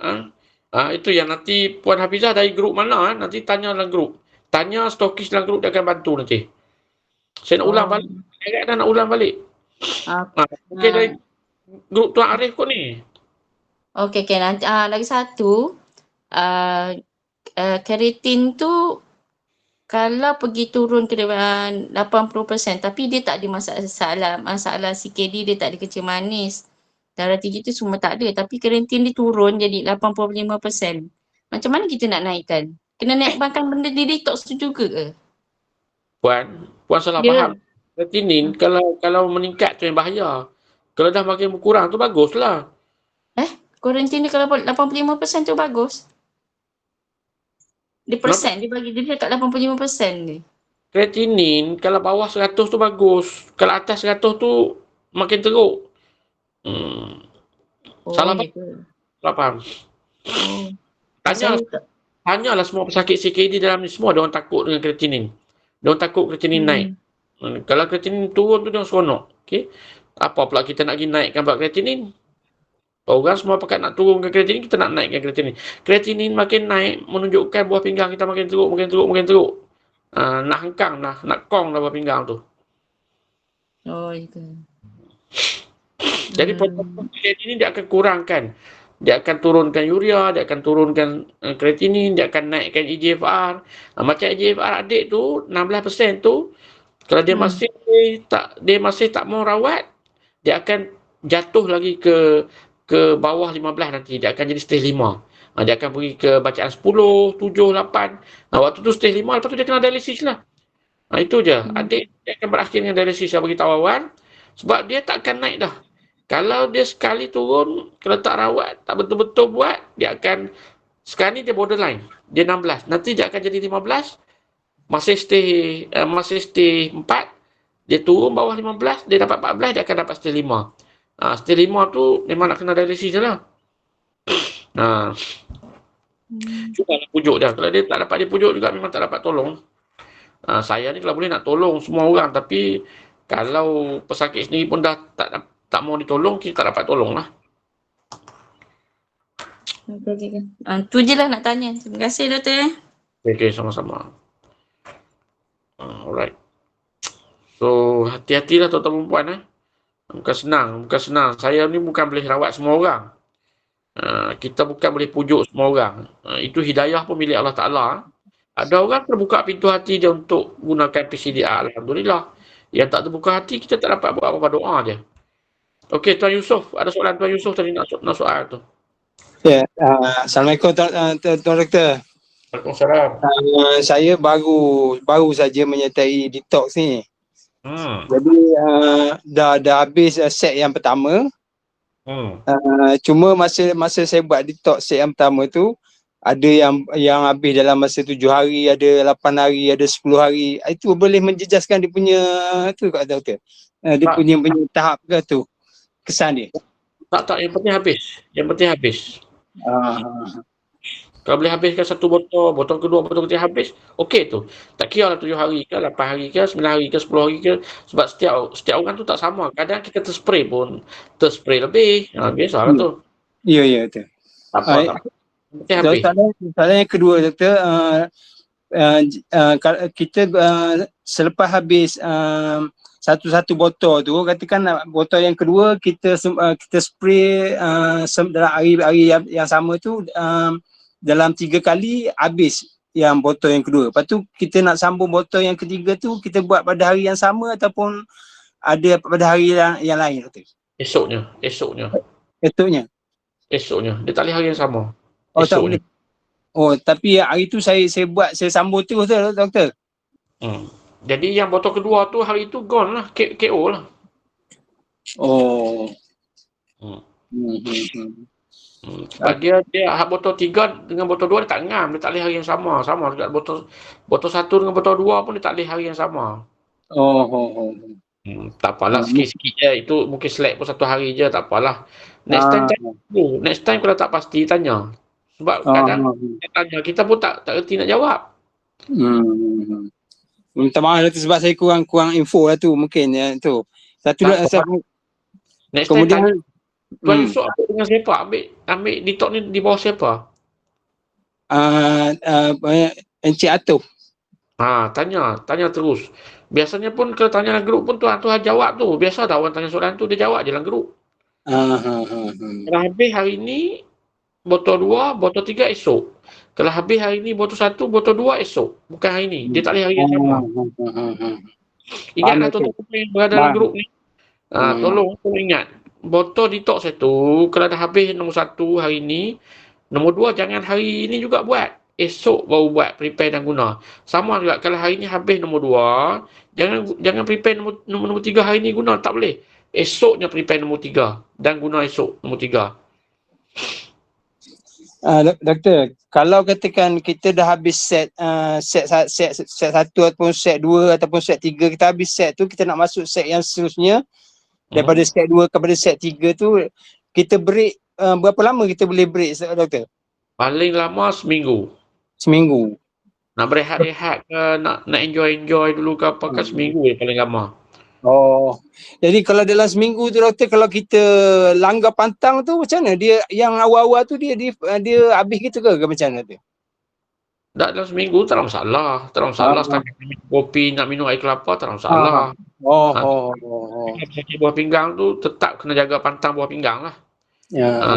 Protokol tetap kena jaga. Tak boleh makan daging ayam, itik, kambing, lembu, kerbau tu tak boleh lah. Sakit buah pinggang lah. Kalau pesakit lain, boleh je makan apa-apa yang tak dipantangkan boleh makan. Tapi yang pantang ubat tu, air kelapa, air kopi tu boleh.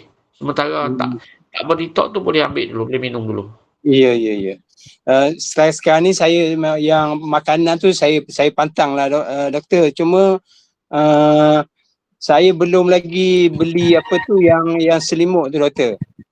Jadi buat masa ni saya petang-petang saya buat jalan kaki untuk peluh tu, dia boleh membantu tak, Doktor? Untuk dapatkan peluh. Tuan Yusof CKD ke ni? Ya.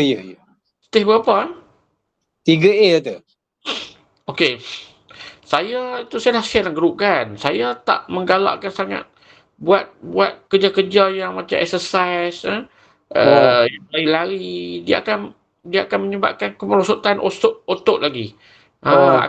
Metabolisme otot kita tu meningkat. Kreatinin akan meningkat nanti.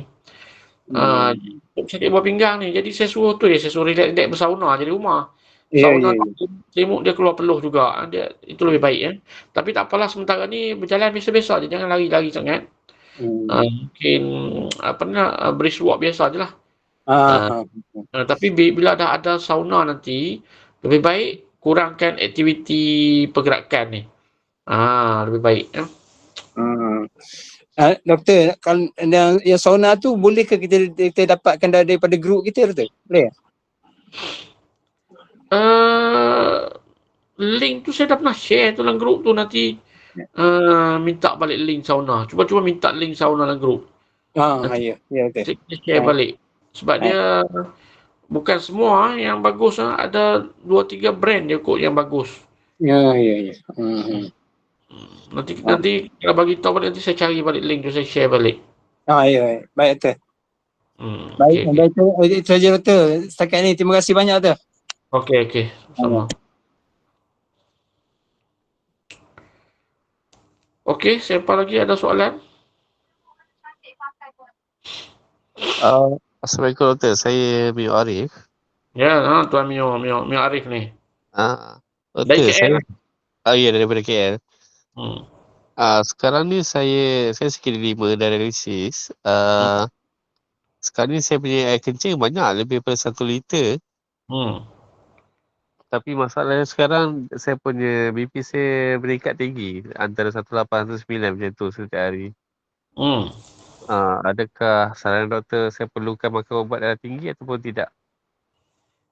Sekarang ni makan ubat apa? CKD, ubat apa makan? Detox ke dah kidney cure? Saya dah kidney cure, September botol ketiga. Pertama botol ketiga. Sebelum ni pun memang selalu tekanan darah tinggi kan naik? Sebelum kidney cure tu rendah. Oh, okey. Alright. So sekarang ni tekanan darah dia naik tinggi, itu mungkin proses healing crisis daripada kidney cure lah, okey? Okay. Sebelum ni pun ada darah tinggi ya? Sebelum rosak buah pinggang? Ada, tapi sebelum ni detox dah okey dah tinggi. Cuma bila start kidney cure dia naik balik. Okey, tak apa. Itu saya fikir proses healing crisis dia.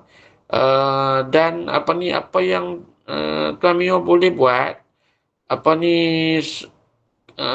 sekarang ni kalau minum air lebih pun tak bengkak badan lah kan?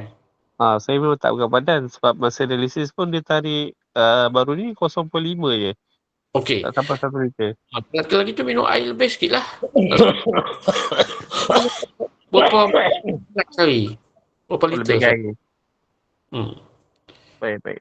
Minum air berapa liter sehari sekarang ni? Sekarang ni 1 liter. Oh, tak cukup lah. Kalau boleh kencing banyak tak bengkak badan, memang kena cuba minum lebih lagi lah. Sebab dia untuk nak kontrol supaya darah tu tak tinggi sangat, pertama air tu kena cukup. Lepas tu nanti Tuan Mio buat yang limau nipis tu lah sehari segelas. Buat jus limau nipis tu yang saya ajar tu. Baik. Sekarang ni saya kalau saya dialisis, saya punya kencing selepas dialisis kan, air kencing saya dalam 800, bawah 1 liter lah.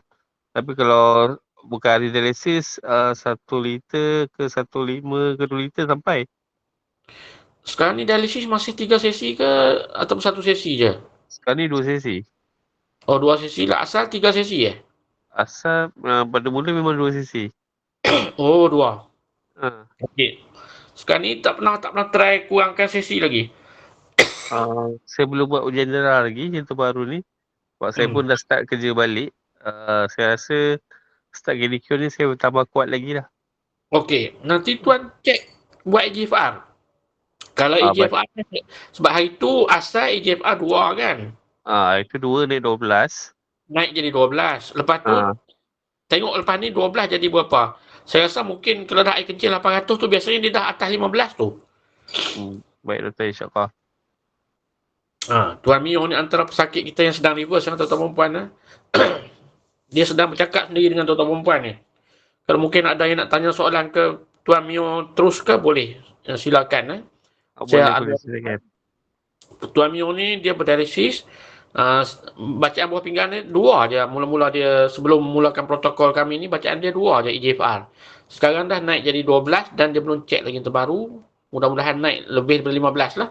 Stage 5, mudah-mudahan dia keluar daripada stage 5 tu jadi stage 4, stage 3 lah. Ada siapa-siapa nak tanya beliau, bolehlah kita buka 1-2 soalan lah. Mungkin Tuan Mio boleh bantu. Tuan Mio ni antara yang teruk lah waktu dia mula dari sini dulu. Dia sebelum berdetox tu kena papah, nak naik tangga pun tak boleh naik kan hari tu kan. Betul. Saya EGFR 2, urea 50, creatinine 1008. Time tu memang tak boleh jalan lah. Sekarang ni alhamdulillah dah boleh jalan macam biasa, dah boleh bekerja balik. Tuan-tuan boleh tanya, saya bagi slot siapa-siapa nak tanya, yang CKD jugalah. Kalau boleh tanya Tuan Mio macam mana. Saya nak tanya. Tanya. Yang dah dialisis boleh reverse balik? Boleh, kenapa tak boleh? Oh, sekarang kan abang ipar saya, dia dialisis dah 20 tahun. Dalam baru-baru ni, dalam sebulan 2 ni, dia dah tak boleh jalan. Tangan dia macam jadi kaku, gitu. Dah pergi klinik, dah pergi hospital semua, tapi tak ada, macam doktor tak tahu nak buat apa-apa dah. Tak nak buat apa-apa. Maksudnya dia bukan dalam keadaan nazak, tidak lah. Maksudnya tangan dia tu jadi macam Datuk dia nak guna keras, Datuk dia nak jalan. Tapi dia dah 20 tahun kan berdialisis kan? Dah 20 tahun dah. Boleh ikhtiar lah. Tapi kalau dah hospital pun, tapi masih dialisis masih on sekarang kan? Masih pergi dialisis. Air kencing langsung tak ada dah tu biasanya tu kalau gitu tu. Tapi dia dah macam, orang dialisis kan 4 jam kan, dia dah macam dah tak larat, dia selalu buat 3 jam je. Tak apalah, kita pun risau kat kalau kes macam ni. Biasanya saya pun tak berani ambil dah sebab dia dah, itu dah hujung-hujung tu. Saya cerita terus terang dekat Puan Hafizah dan semua yang pendengar dalam ni. Kalau orang dah dialisis 20 tahun ni, biasanya dia dah di hujung-hujung. Sebab pesakit dialisis ni biasanya paling-paling pun dia boleh pergi sampai 15 tahun je. Sampai 15 tahun dia. Itu dia dah dapat bonus yang banyak dah. Dia dah hujung-hujung tu. Jadi saya pun tak berani dah nak ambil kes macam ni Puan. Sebab takut dia memang dah, itu dah nak tamat dah. Nanti ngam-ngam dia gunakan protokol saya, contohnya Allah Ta'ala ambil nyawa dia. Saya takut waris-waris menyalahkan saya. Sedangkan memang itu dah hujung-hujung lah. 20 tahun tu memang bonus lah. Jarang orang boleh hidup dialisis lebih daripada 15 tahun, jarang. Tak apalah, teruskanlah, biarlah dia teruskan gitu. Sebab saya pun tak berani lah. Bukan tak mau bagi harapan, tapi tak berani lah. Tak berani. Nanti keluarga menyalahkan saya. Sebab kalau pengalaman saya handle kes begini, itu dah kes ujung-ujung dah. Kalau dia dah mula tak boleh nak dialisis lama, dia dah ujung-ujung. Minta maaf. Ya, tak apa. Saya nak tanya, kalau yang saya ada beli yang macam kan ada jual halia bentung tu, yang dia dah campurkan dengan kunyit, pepper, madu, bawang putih tu, boleh minum tak? Dia kata benda tu asli je, dia tak ada campur bahan lain. Itu orang tak faham. Asli tak bererti bagus. Alami semua jadi ni tak bererti bagus. Kalau dah campur macam-macam, untuk buah pinggang sangat tak bagus. Okey? Kami di bidang toksikologi ni, saya sendiri, Prof Mustafa Ali pun tak setuju dengan orang yang campur macam-macam ni. Jus kunyit, jus halia, apa semua ni. Rosak hati, rosak buah pinggang. Yang untung siapa yang menjual lah. Yang untung ialah founder yang menjual produk tu lah. Kalau buat sendiri pun tak boleh. Kalau boleh. Buat sendiri. Buat sendiri tak boleh. Tak boleh diamal. Sekali-sekala boleh. Yang amal yang tak boleh. Sebab apa? Sebab dia akan membebankan sistem kita dengan, you faham tak? Halia tu pun bila kita blender dia, make juice dia akan concentrate. Segala bahan-bahan kimia aktif ada dalam tu. Madu lagi, lemon lagi, bawang putih lagi. Semua itu walaupun makanan biasa-biasa, tetapi bukan itu cara kita makan. Kita makan bawang putih macam mana? Macam tu je kita makan sebenarnya bawang putih. Ini kita blend dia, ambil concentrate, masuk dalam jus, kita minum. Hari-hari badan kita tak boleh tahan. Organ-organ kita akan terbeban walaupun kita buat sendiri. Tak percaya, buatlah hari-hari amalkan. Mula-mula kita akan rasa sedap badan tau. Ini saya cerita ni. Mula-mula benda-benda ni kita akan rasa sihat je. Tapi sekali nanti kencing kita tiba-tiba berdarah. Waktu tu tahulah buah pinggang dah mula KO. Okey. Tiba-tiba mata jadi kuning, hati dah problem. Waktu tu kita nak cakap apa? Kita rosak liver kita rosak buah pinggang kita tu sebab apa? Waktu tu barulah kita nak cari-cari sebab. Sebenarnya kita tak perasan. Itulah yang kita buat. Kita amalkan benda yang tak sepatutnya kita amalkan. Okey? Okey, Datuk. Terima kasih. Halia ni paling-paling kalau orang nak minum, bukan kita ambil jus dia, bukan. Kita potong-potong masuk dalam teh, jadi teh halia. Dan itu pun bukan hari-hari. Orang tua-tua kita pun bijak. Dia bukan hari-hari. Sekali-sekala ambil teh halia. Bukan lagi blend, ambil jus halia tu. Memang rasa sedap badan. Tuan-tuan perempuan, waktu sedang amal tu sedap badan. Tapi waktu tu buah pinggang kita menangis. Hati kita pun sedang menangis waktu tu. Tapi itulah kali terakhir kita amal-amal lepas tu gone lah. Okey. Banyaklah tuan-tuan puan boleh faham lah. Benda yang kita fikirkan alami, yang natural ni bukan semestinya elok. Tak boleh amal. Sekali-sekala boleh. Okey, siapa tu? Puan EJ. Tuan ke Puan EJ? Ya, Assalamualaikum. Ya, Waalaikumsalam ya Puan. Saya nak tanya Encik Mio tadi tu. Tanya Mio. Yang dia dapat, dia 2% ya dia punya CKD. Ya, asal 2%. Saya nak tanya dia, adakah dia mengamalkan diet ketat? Maksud saya dia betul-betul, dia sangat memilih makanan lah maksud saya. Ya pada maksudnya sekarang ni saya ikut protokol Dr. Rosli, kita buat senaman, buat sauna dan jaga makan. Kalau buat semua tu insya-Allah memang akan boleh naik ya. Oh, kalau macam tu kan kalau CKD dia minum tu bersukat kan? Ikut sukatan ke atau macam mana? Ikut tahap CKD puan. Macam saya ada air kencing lagi. So saya boleh minum banyak lah. Sebab dia keluar pun banyak. Sebab saya hari-hari saya kencing, saya sukat dalam urine botol tu. So saya tahu berapa yang keluar, berapa yang masuk. Oh, okey. Terima kasih. Okay. Sama-sama. Cik Mio nak tanya, diet ketat tu tak makan protein ke? Saya makan ikan dengan telur. Cuma kalau boleh kita kurangkan protein haiwan. Lebih kepada vegetarian. Okey, ayam memang dah tak makan lah. Ayam tak makan. Ayam, daging semua tak makan. Cuma ambil ikan je dengan telur. Ikan dan telur. Kalau puan boleh tahan, berpuasa lagi bagus lah. Kurangkan makan. Saya macam tu. Kadang-kadang saya makan sekali sehari. Kadang tak makan banyak pun. Cuma jangan minum air manis, minum air kosong. Protein haiwan tu jangan ambil lah. Nak tanya doktor lah. Yang detox DDR ni, yang ada kencing yang dia tak ada sakit CKD tapi dia ada kencing manis, darah tinggi tu semua boleh ya? Boleh. Itu kita ada protokol lain pula. Kita ada protokol untuk kencing manis. Protokol lain pula Dia ada ubat lain. Dia 3 bulan pertama tu sama je detox 3 bulan. DDR tu. Bulan keempat, kelima, keenam untuk sakit kencing manis kita ada ubat khas untuk kencing manis. Untuk darah tinggi kita ada ubat khas untuk darah tinggi pula. Kita boleh ikhtiar sampai reverse. Macam-macam penyakit sebenarnya. Okey. Dia bukan sekali detox tu semua yang penyakit enam badan tu tak lah. Dia satu-satu.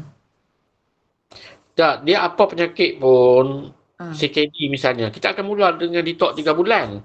Bulan keempat, kelima, keenam, kita akan gunakan ubat khas untuk CKD, dipanggil kidney cure. Kalau untuk nak rawat darah tinggi, kita gunakan protokol darah tinggi. 3 bulan pertama sama, guna detox yang sama. 3 bulan seterusnya kita guna ubat khas untuk darah tinggi. Macam itulah. Detox tu benda wajib.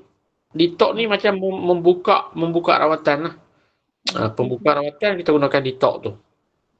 Okey, faham. Detox ni dia bersihkan tubuh badan kita dulu sebelum kita dirawat dengan ubatan yang sebenar. Sebenarnya detox ni bukan merawat lagi pun, tapi ramai yang pun dah reverse. Baru selesai detox 3 bulan pun dah reverse macam-macam penyakit. Sebenarnya dia ada ubat khas lagi untuk penyakit tu pula. Macam Cik Mio sekarang ni, dia dah selesai 3 set detox. Dia selesai 3 set detox pun dia dah naik daripada EGFR ada 2, dia naik jadi 12. Naik 10 mata. Itu belum dia guna kidney cure. Sekarang ni dia guna kidney cure. Kidney cure baru ubatan khas untuk buah pinggang. Yang ubat detox ni macam doktor GP je. Doktor biasa je. Okey. Dah masuk kidney cure ni 3 bulan 4 bulan 5 bulan 6 ni. Ini baru spesialis. Ini baru doktor pakar ni. Sekarang ni Encik Mio sedang dirawat oleh doktor pakar lah. Kalau untuk buah pinggang ni, kidney cure tu doktor pakar lah. Doktor pakar ni baru dia akan buat detailing akan dibuat oleh kidney cure. Sama agak pesakit darah tinggi. Dia ambil ubat detox ni doktor biasa je 3 bulan ni. Ada yang daripada blood pressure dia 200 lebih, 240 kan hari tu 240 dengan 120 bacaan dia. Lepas dia buat 3 bulan detox, dia dah jadi 130 dengan 90 dia dapat. Itu belum lagi masuk ubat khas untuk darah tinggi ya. Jadi bila dia ambil ubat darah tinggi, dia akan turun lagi. Jadi kena faham lah. Dia detailing akan dibuat oleh ubatan khas. Itu dalam protokol tu dia ada 3 bulan detox, 3 bulan ubatan khas. Apa-apa penyakit pun. Okey. Okey, insyaAllah. Masih ke? Sebab badan kita perlu bersih. Detox ni dia sebenarnya dapat clean up je. Sebelum kita nak buat renovation rumah ke apa, kita kena bersihkan dulu. Kita kena hancurkan apa-apa yang perlu dihancurkan. Perlu buang apa-apa yang perlu dibuang dulu. Baru kita boleh buat sebuah rumah yang cantik. Renovate, nak buat rumah yang cantik. Tak boleh duk sambung-sambung tu tak jadi. Gitulah ibaratnya. Okey, poin yang Encik Mio bagi tahu tadi cukup bagus. Dia kata, apa yang dia kata tadi? Lebih baik makan kurang ataupun berpuasa. Berpuasa tu cakap cukup bagus. Berpuasa ni bukan saya tak merujuk pada intermittent fasting. Okey. Saya tidak rujuk kepada IF. Sebab saya bukan IF supporter. Saya merujuk berpuasa ni kepada berpuasa yang mengikut sunnah Nabi, yang mengikut Nabi SAW. Okey. Berpuasa maknanya kata daripada subuh masuk waktu subuh sampai maghrib. Itu saya sokong. IF saya tak sokong sebab itu bukan ajaran Islam. Okey. Kita ikut ajaran Islam, puasa sunat yang biasa. Saya buat IF hari-hari, lepas tu puasa sunat. Senin Khamis. Tak apalah, buatlah. Tapi yang saya cakap, yang kita buat ni yang dapat pahala, yang confirm dapat pahala, yang confirm menurut ajaran Islam ialah berpuasa macam biasa ni, bersahur dengan berbuka, ada unsur tu. Okey, buat gitu. IF tu buatlah, tapi saya memang bukan IF supporter lah. Alright, tuan-tuan dan puan, kalau betul-betul yang terdesak, ikut puasa Nabi Daud. Satu hari puasa, satu hari berbuka, satu hari berpuasa, satu hari berbuka. Itu terbaik. Assalamualaikum. Saya nak tanya lagi Cik Mio. Cik Mio dia habis ke detox DDR tu 3 bulan, kemudian sambung yang set CKD tu dah berapa lama pula dapat naik tu? Masa saya detox tu pun dah naik IGF saya. Cuma untuk klinikal ni saya belum ambil ujian darah lagi. Oh, yang set keberapa? Set keberapa yang dah naik tu? Set ketiga. Kedua, sorry. Oh, set kedua dah naik dah ya? Ya betul. Maksudnya sekarang belum makan lagi lah, belum minum, belum sembuh lagi lah yang untuk CKD?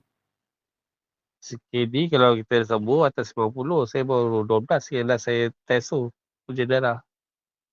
Kalau betul-betul sembuh, test 1 di atas 90. Oh. Saya masih lagi CKD 5 nak ke 4 lah.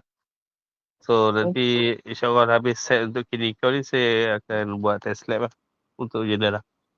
Oh, maksudnya set kedua tu dah naik 12? Sekarang ni set ketiga lah? Bukan, sekarang ni set klinikal. Set pertama klinikal, botol ketiga.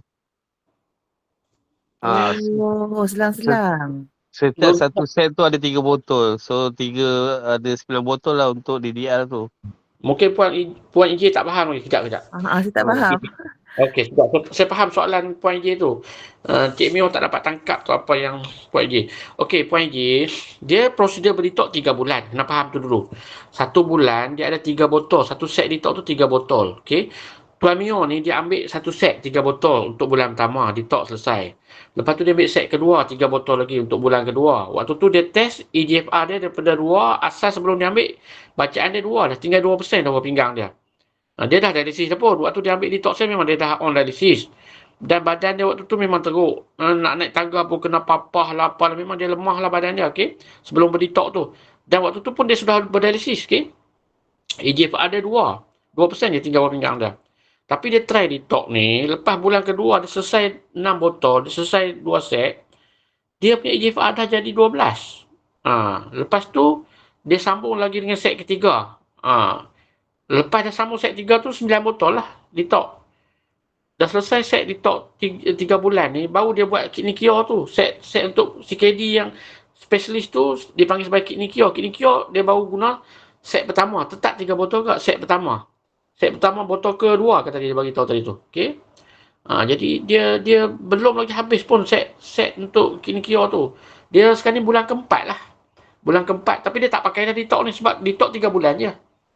Jadi dengan berdetox tu pun dia dah dapat 12 EGFR dia. Dan dia dah, badan dia dah mula kuat. Dia dah boleh bekerja. Sebelum ni dia tak boleh bekerja. Lepas tu dia dah boleh naik tangga semua elok. Dia ambil gambar video. Saya tengok lah video dia tu. Dah boleh naik tangga sendiri apa bagailah. Okay. Lepas tu yang terbaru ni, air kencing dia pun dah mula banyak. Dah mula. Dia pesakit buah pinggang. Kalau asalnya, kalau yang dah dari situ biasanya air kencing sikit je. Sebelum you berdetox air kencing berapa? Waktu tu kan memang dah banyak air kencing. Tuan Mio. Tak ingat. Air kencing saya memang banyak daripada mula. Tapi masa dari situ kurang sikit lah, bawa 1 liter. Tapi selepas Kinikio ni dia naik 1.5, naik 2. Dia dah naik 2 liter kan? Dah mula dapat 2 liter kan? Ya betul. Dia sebab air kencing ni, orang normal pun dia 800 tu dah kira normal dah sebenarnya air kencing. 800 ml satu hari tu dah kira mula normal dah. Kalau dah dapat 2 liter tu memang okey. Itu kita nak tengok ni. Saya sangat-sangat suspense. Saya nak tengok EGFR terbaru Tuan Mio nanti. Biasanya kalau kes macam ni, kalau dah 2 liter air kencing, mungkin dia dah, bacaan EGFR dia bukan lagi 12 dah. Mungkin dia dah jadi 18. Dia dah keluar stage dah. Dia stage 5, 15. 14 stage 5. Kalau 15 tu dia dah masuk stage 4 dah. Okay. 16, 17, dia dah masuk stage 4. Jadi kita tengoklah, saya jangkakan mungkin dia dah masuk stage 4 ataupun kalau lebih memeranjakkan mungkin dia dah pergi ke stage 3B. Kalau stage 3B tu memang boleh buat kenduri dah lah. Okay. Dia dah boleh perlahan nanti minta untuk stop dialisis lah.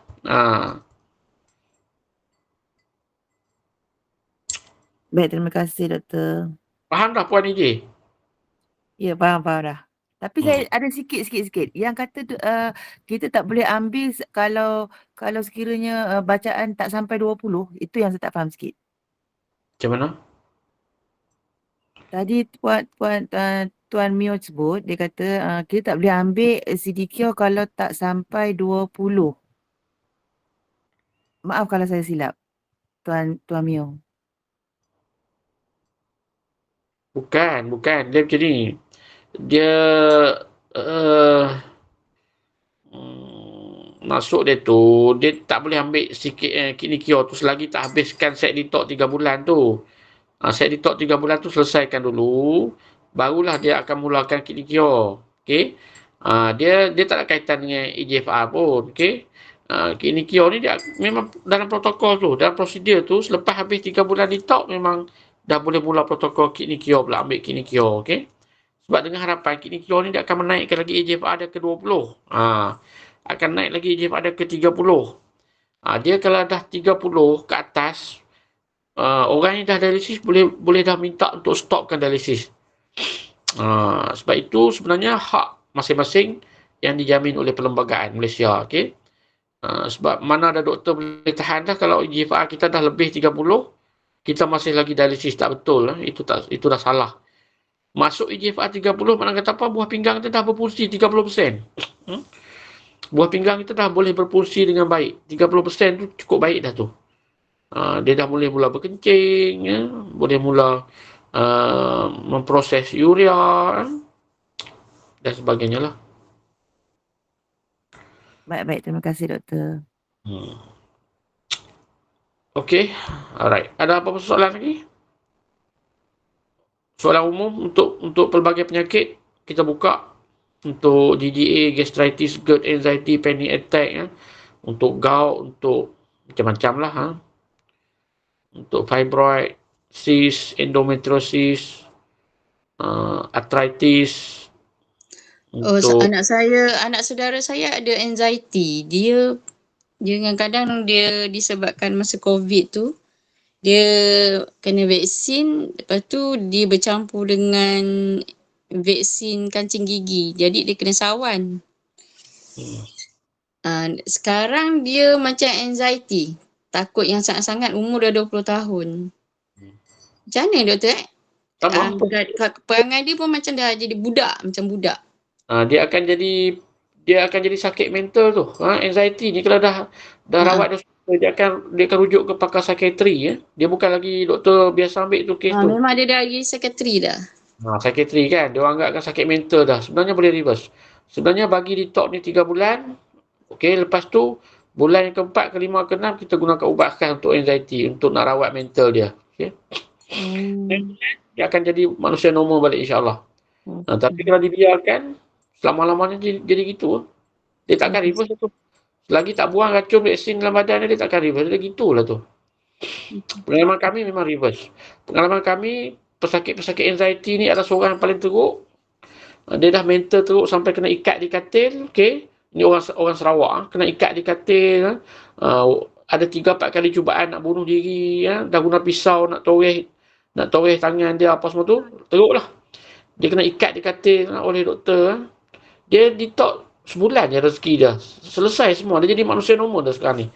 Itu rezeki dia lah. Dia tak sempat pun nak gunakan set nombor 2, nombor 3. Tak sempat guna ubat anxiety. Tak sempat. Dia dah pulih normal dah sekarang ni. Itu testimoni yang terbaik untuk pesakit anxiety kami. Level dah sakit mental dah. Ikat di katil lah. Di bawah psikiatri. Dah normal sekarang ni. Kalau yang macam sakit-sakit sendi, sakit lutut, boleh? Sakit lutut tu, yang injek gel. Yang injek gel tu, itu dah orang tua-tua tu. Itu tak boleh buat apa dah. Itu biasanya dia nak operate, tak boleh buat apa. Ini kalau sakit lutut yang betul-betul arthritis biasa ni, yang bukan isu gel apa semua, boleh rawat balik insyaAllah. Boleh okey balik. Tapi dia injek gel pun, kaki dia, lutut dia sakit juga. Sebab tulang dengan tulang dah gini dah. Yang tu sekarang macam gitu. Okey, kita macam ni. Orang sihat ni macam ni. Ada gel di tengah-tengah, jadi dia tak pergi ni orang belaga. Umur berapa tu? Kakak saya 64. Tu dah padan lah dengan umur dia. Okey. Itu dah tak boleh buat apa dah. Saya kalau datang ke saya pun saya tak buat apa dah. Kalau hospital dia nak tukar, suruh buat lutut palsu dia tu. Kalau slip disc macam mana? Boleh ke? Slip disc kena rawat lah. Kena datang tempat saya lah. Itu kena rawat lah kalau slip disc. Slip disc dia ada 2 jenis. Yang satu yang berpunca daripada vaksin. Itu kita boleh rawat guna detox je. Tapi kalau berpunca daripada tulang tu sendiri, betul-betul disc dia pecah, itu kena rawat lah. Itu kena buat. Dia kena sebelum kena vaksin dia dah ada. Itu mungkin pecah lah dia punya disc tu. Itu kena buat rawatan lah. Bukan sebab vaksin, kena buat rawatan. Kalau sebab rawatan macam hospital ke dengan doktor? Datang kat tempat saya lah. Kita tarik balik lah. Kita buat adjustment balik lah. Tulang tu. Okay. Kita cuba saya beritahu dia. Okay, alright. Okay, terima kasih doktor. Siapa lagi ada soalan? Soalan lain nak tanya? Boleh tanya, kita cuba bantu, kita cuba bincang, okay? Assalamualaikum doktor. Ya, waalaikumsalam. Saya Anwar tadi. Berkenaan dengan detox kan, dia kali ikut masa penggunaan dia tu, masa spray 1 jam. Tapi kalau kita contoh saya makan 9.30 pagi. Jadi saya ambil 9. 7, 8, 9 tu 9.30 saya makan. Lepas tu saya makan ubat pula. Makan tu mungkin habis dekat 10. Kemudian saya ambil ubat lagi. Kemudian saya ambil ubat yang tinggi. Jadi beza dia ada 2 jam je tu. Tak ada masalah kan? Kenapa tak ambil? Kenapa lepas sarapan tu tak ambil semua ubat-ubat tu? Sebab macam ni. 9.30 tu saya sarapan. Pukul 10 siap saya makan dulu ubat kecil manis tu herba. Lepas tu dalam 40 minit ke lepas tu ataupun 1 jam tu baru saya makan pula ubat darah tinggi. Dia ubat hospital. Lepas tu lepas 1 jam tu baru saya ambil balik sekali lagi spray balik. Boleh lah kalau gitu. Kalau gitu boleh buat lah. Boleh lah kalau gitu. Sebab sekarang ni dah 5 hari tu macam itulah keadaan dia. Boleh lah, boleh tu. Dia tak payah fikir panjang, tak payah susah-susah hati.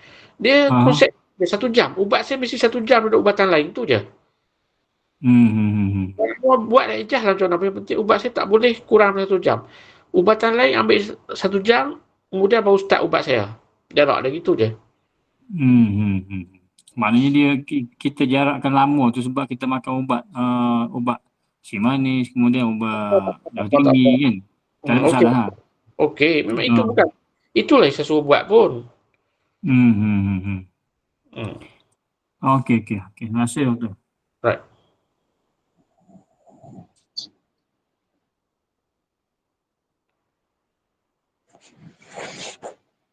Ada lagi yang nak tanya soalan? Kita akan cuba bantu tuan-tuan dan puan. Jangan malu, jangan segan. Sebab ini sesi bersama tuan-tuan dan puan. Gunakan masa saya ni sampai pukul 12 lah. Sebab kita nak buat sampai pukul 12. Kita nak bantu tuan-tuan dan puan untuk kembali sihat.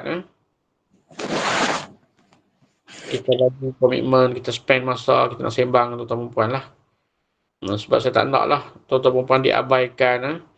Masuk dalam grup tu mana kita nak bantu. Kita nak bantu sampai sembuh. Apa-apa penyakit pun. Yang penting tuan-tuan dan puan mau ikut cara kita, mau disiplin. Dia nak rawat ni mesti disiplin. Mesti disiplin tu nombor 1. Kalau tak ada disiplin payah. Kalau tak ada disiplin ni payah. Ada lagi soalan tuan-tuan dan puan? Kalau ada on mic dia tanya.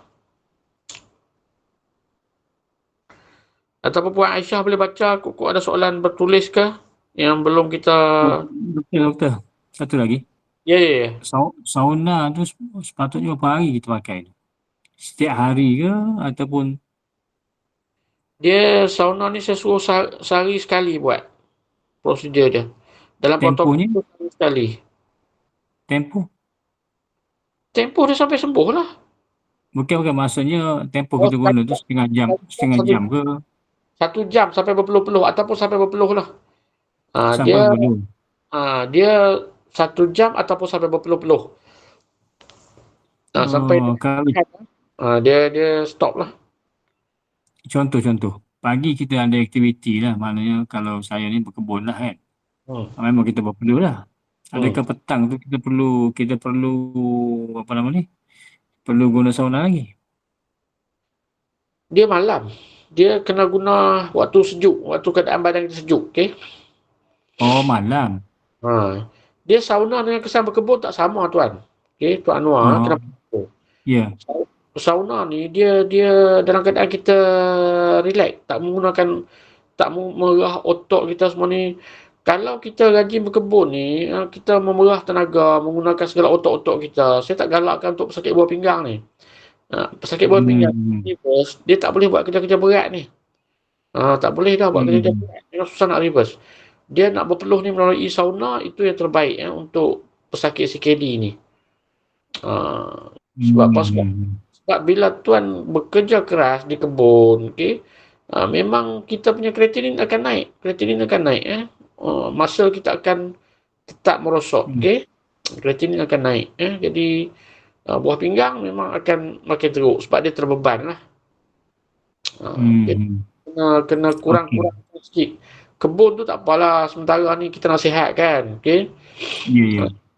Kalau setakat pergi tengok-tengok pangkas-pangkas pokok apa semua tu okey lagi Tak mau sampai kita menebah memikul mesin rumput, nak pergi mesin rumput itu membebankan buah pinggang kita balik Okey.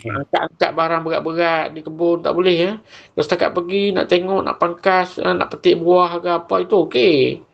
Pergi ronda-ronda cek itu kerja-kerja berat yang lain meracun itu bagi orang lain buat lah. Mesin rumput semua tak boleh buat dah sebenarnya untuk pesakit buah pinggang ni.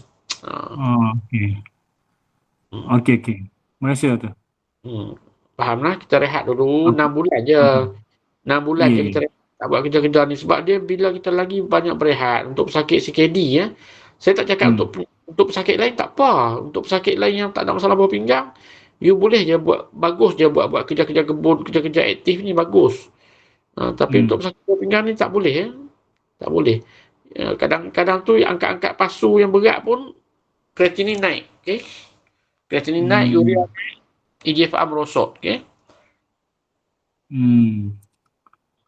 Okey. Faham. Faham? Okey. Assalamualaikum doktor. Ya. Salam. Nak tanya, okey, jarak masa antara kita makan tu 1 jam kan kalau siang, 1 jam, 1 jam kan? Tapi kita ambil kadang-kadang tu dia masa tu tak betul-betul lah. Maksudnya sekali kita ambil 1 jam, kemudian 1 jam setengah, kemudian 1 jam macam tu. Dia tak tu. Boleh tak? Tapi cukup 10 kali. Tak apa. Okey. Boleh ya? Okey, terima kasih. Usahakan jangan kurang daripada setengah jam. Dia paling cepat boleh ambil setengah jam. Oh, okey. Tapi terbaik ambil 1 jam jarak dia. Setengah jam ni biasanya saya cadangkan kepada orang yang sibuk sangat. Mana kata dia siang tak boleh buat apa, dia buat waktu malam. Dia buat cara macam orang berpuasa, itu boleh buat setengah jam. Waktu malam dia buat setiap setengah jam, 7 sesi. Waktu pagi pula dia buat setiap setengah jam, 3 sesi lagi. Jadi total 10. Itu paling cepat boleh buat lah. Tapi kalau boleh buat sejam lah yang terbaik. Okay, terima kasih.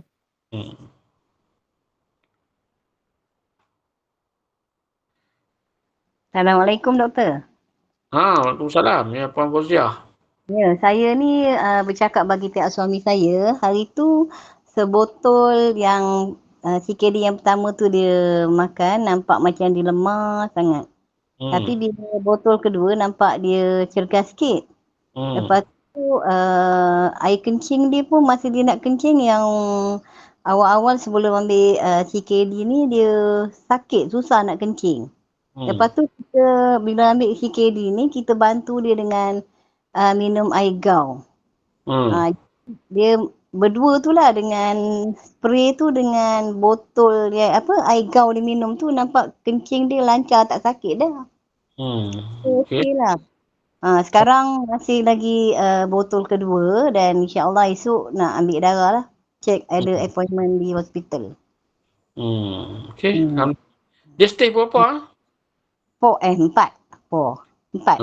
Belum dialisis kan? Belum. Tapi doktor dah warning dah. Okey. Tak apa. Nampak luka di kaki dia tu nampak macam kering dia cantik. Dia kecil manis Kecil manis, darah tinggi.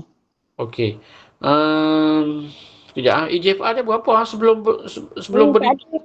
Tak dapat. Sebab saya tak dapat. Sebab hari tu datang, hari tu ambil. Lepas tu kita tak dapat benda tu. Dia dalam komputer. Doktor tak bagi. Mungkin yang ini kita akan minta lah. Sebelum berdetox dulu berapa EGFR dia ingat tak? Tak ingat. Tak ada. Kita tak dapat. Dia buat hari tu juga. Sebab saya pun dah lupa hari dia. Sepatutnya kalau hari Isnin ambil darah. Hari Rabu doktor check lah. Tapi hari tu dah terlupa. Jadi hari Rabu saya datang pagi tu doktor kata tak apa ambil darah. Tunggu 4 jam lepas tu baru datang. Lepas tu doktor tak bagilah laporan dia. Cuma doktor kata hati-hatilah ni. Ni dah stage 4. Mula dia 3B. Lepas tu sekarang ni stage 4. Jadi tengoklah harap-harap. Berdoa lah saya pun. Ada juga pantang sikit-sikit sebab bukan senang nak pantang pun. Payah juga nak pantangkan dia tu. Cuma sekarang dia macam ada disiplin, kurang makan sikit. Okey lah, Alhamdulillah lah. Dan susu lah, tak boleh nak paksa juga. Elak daging. Daging ayam itik kambing tu stopkan dia dulu. Itu dia kalau nak reverse. Sedang berusaha lah. Kena usaha. Kurangkan. Bagi tahu kat dia. Cakap saya bagi tahu kat dia di depan muka dia tu, kalau dia tak mau kena dialisis dia kena pantang. Itu je cerita dia. Do or die. Itu je, now or never. Dua benda tu je pilihan dia. Dia tak nak pilihan kan. Dia masih boleh makan telur dengan ikan. Tapi daging ayam, itik, kambing, lembu bagi tahu dia jangan dah. Kalau tidak dia akan berakhir dengan dialisis. Saya pun tak akan berkesan untuk dia kalau itu dia masih langgar pantang. Itu pantang paling besar untuk pesakit CKD. Yalah, bila dia tak pantang doktor, malam dia ada rasa sakit sikit pinggang. Tu saya cakap lah. Tu kena pantang. Tak pantang tak boleh. Dia diam je lah. Jadi kita tengoklah kalau dia tak nak dengar. Nanti bila malam sakit pinggang, mungkin sebab saya cakap tu tak boleh makan kan. Dia beransur-ansur lah dia tak boleh. Payahlah nanti dia Marah. Tapi tak apalah. Pasal EGFR tu, kalau susah sangat doktor tak nak bagi, pergi buat sendirilah, pergi pet lab lah. Pergi mak swasta lah buat sendiri. Itu je. Itu kita boleh buat sendiri je. Oh, okey. Saya akan ni lah. Ya, kalau RM80 itu RM90 kena bayar lah. Dia akan bagi semua full result. Ya, insyaAllah lah. Saya tengok dulu esok saya pergi. Hari Rabu doktor check dia, appointment. Kalau doktor masih tak nak bagi, dia tak bagi bacaan tu, pergi buat sendiri je. Cakap kat pet lab tu. InsyaAllah boleh dapat. InsyaAllah bacaan tu boleh dapat. Boleh dapat. InsyaAllah boleh dapat. Nanti saya minta. Kita nak tahu EGFR dia berapa. Kita nak tahu bacaan EGFR dia, urea dia, kreatinin dia, itu kita nak tahu. Ya. Nanti saya bagi tahu doktor ya. Okey, itu je doktor. Terima kasih. Assalamualaikum. Ya.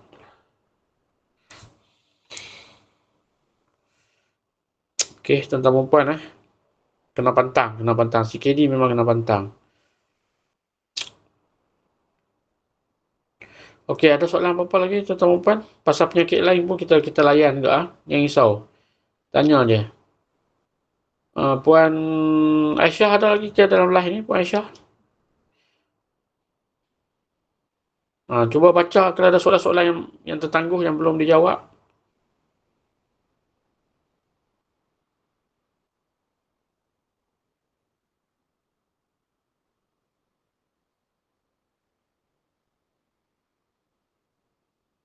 Boleh. Tonsil, kalau dia tak ambil vaksin, tak cucuk vaksin, 1 bulan detox cukup lah. Kalau dia ambil vaksin, tetap 3 bulan detox. Lepas tu, bulan ke-4, ke-5, ke-6, kita gunakan set khas untuk tonsil lah, anti-tonsillitis. Ataupun kalau dia tak ambil vaksin, dia 1 bulan detox, lepas tu, bulan ke-2, ke-3, ke-4, dia boleh gunakan ubat tonsillitis tu. Okey, lepas tu. Dia akan kecut, dia akan back to normal lah. Ada lagi soalan? Okey. Alright. Jadi tuan-tuan perempuan yang nak tanya boleh on mic Ada 41 mata memandang ni. 40 orang lah. Tak termasuk saya dengan Aisyah dengan Arif. Jadi lebih kurang 39 orang Kalau nak tanya soalan boleh tanya soalan. Belum pukul 12 lagi. Doktor ya? Saya Puan Umi. Ya. Tanya. Saya nak tanya. Kita kalau ni puasa, jarak dia setengah jam. Kita spray kan. Kalau hari biasa, jarak 1 jam. Apa beza tu? Bolehkah kita kalau kita tak puasa, kita nak buat setengah jam juga? Okey, dia setengah jam ni sebab orang berpuasa. Okey, berpuasa sebab waktu siang tu memang dia fully merawat. Waktu dia fully merawat. Malam tu dia betul-betul dia masukkan remedi, dia masukkan peluru, siang dia menembak dah. Sebab itu dia antara orang yang tak puasa dengan orang puasa. Orang puasa ni disebabkan siang dia betul-betul perut kosong, jadi dia akan merawat full walaupun dia pakai setengah jam. Dia tetap berkesan. Tapi kalau orang yang tak berpuasa ni, dia guna setengah jam, dia kurang berkesan. Bagus tetap jarak 1 jam kalau bukan waktu berpuasa. Kecuali lah orang yang sibuk sangat, siang dia tak boleh buat apa, malam pun dia boleh berdetox. Tak apalah, malam buat setengah jam. Awal pagi buat setiap setengah jam, dia dapat agak 10 kali, at least dia berdetox juga. Gitu. Tapi kalau setengah jam nak buat setengah jam ni, tak bagus. Bagus buat 1 jam. Kalau puasa baguslah buat. Ya, puasa memang setengah jam lah, tak nak jalan dah. Ya memanglah. Tak nak jalan dah, nak dapat 10 sesi 1 jam tak dapat. Memang susah lah. Okay, jadi buat setengah jam. Cumanya dia sebab siang dia perut kosong, itu je kelebihan dia. Itu yang dia boleh cover balik tu walaupun setiap setengah jam kita pakai. Kira 1 hari kita buat 10 kali spray. Dia ada ke masa hadnya, katakan kita buat sampai 12 malam ke, boleh ke? Dia janji tak lepas pukul 12. Dia terbaik siang je. Siang je. Kalau orang yang tak puasa ni siang je. Malam sebab malam kita nak merawat. Dia siang ni kita masukkan peluru, loading. Malam kita kan malam kita rehat dah badan. Waktu rehat tu lah waktu yang merawat yang terbaik. Siang biasanya proses memasukkan peluru je. Okey. Lagi satu saya nak tanya, apa bezanya tu? Apa maksudnya tu?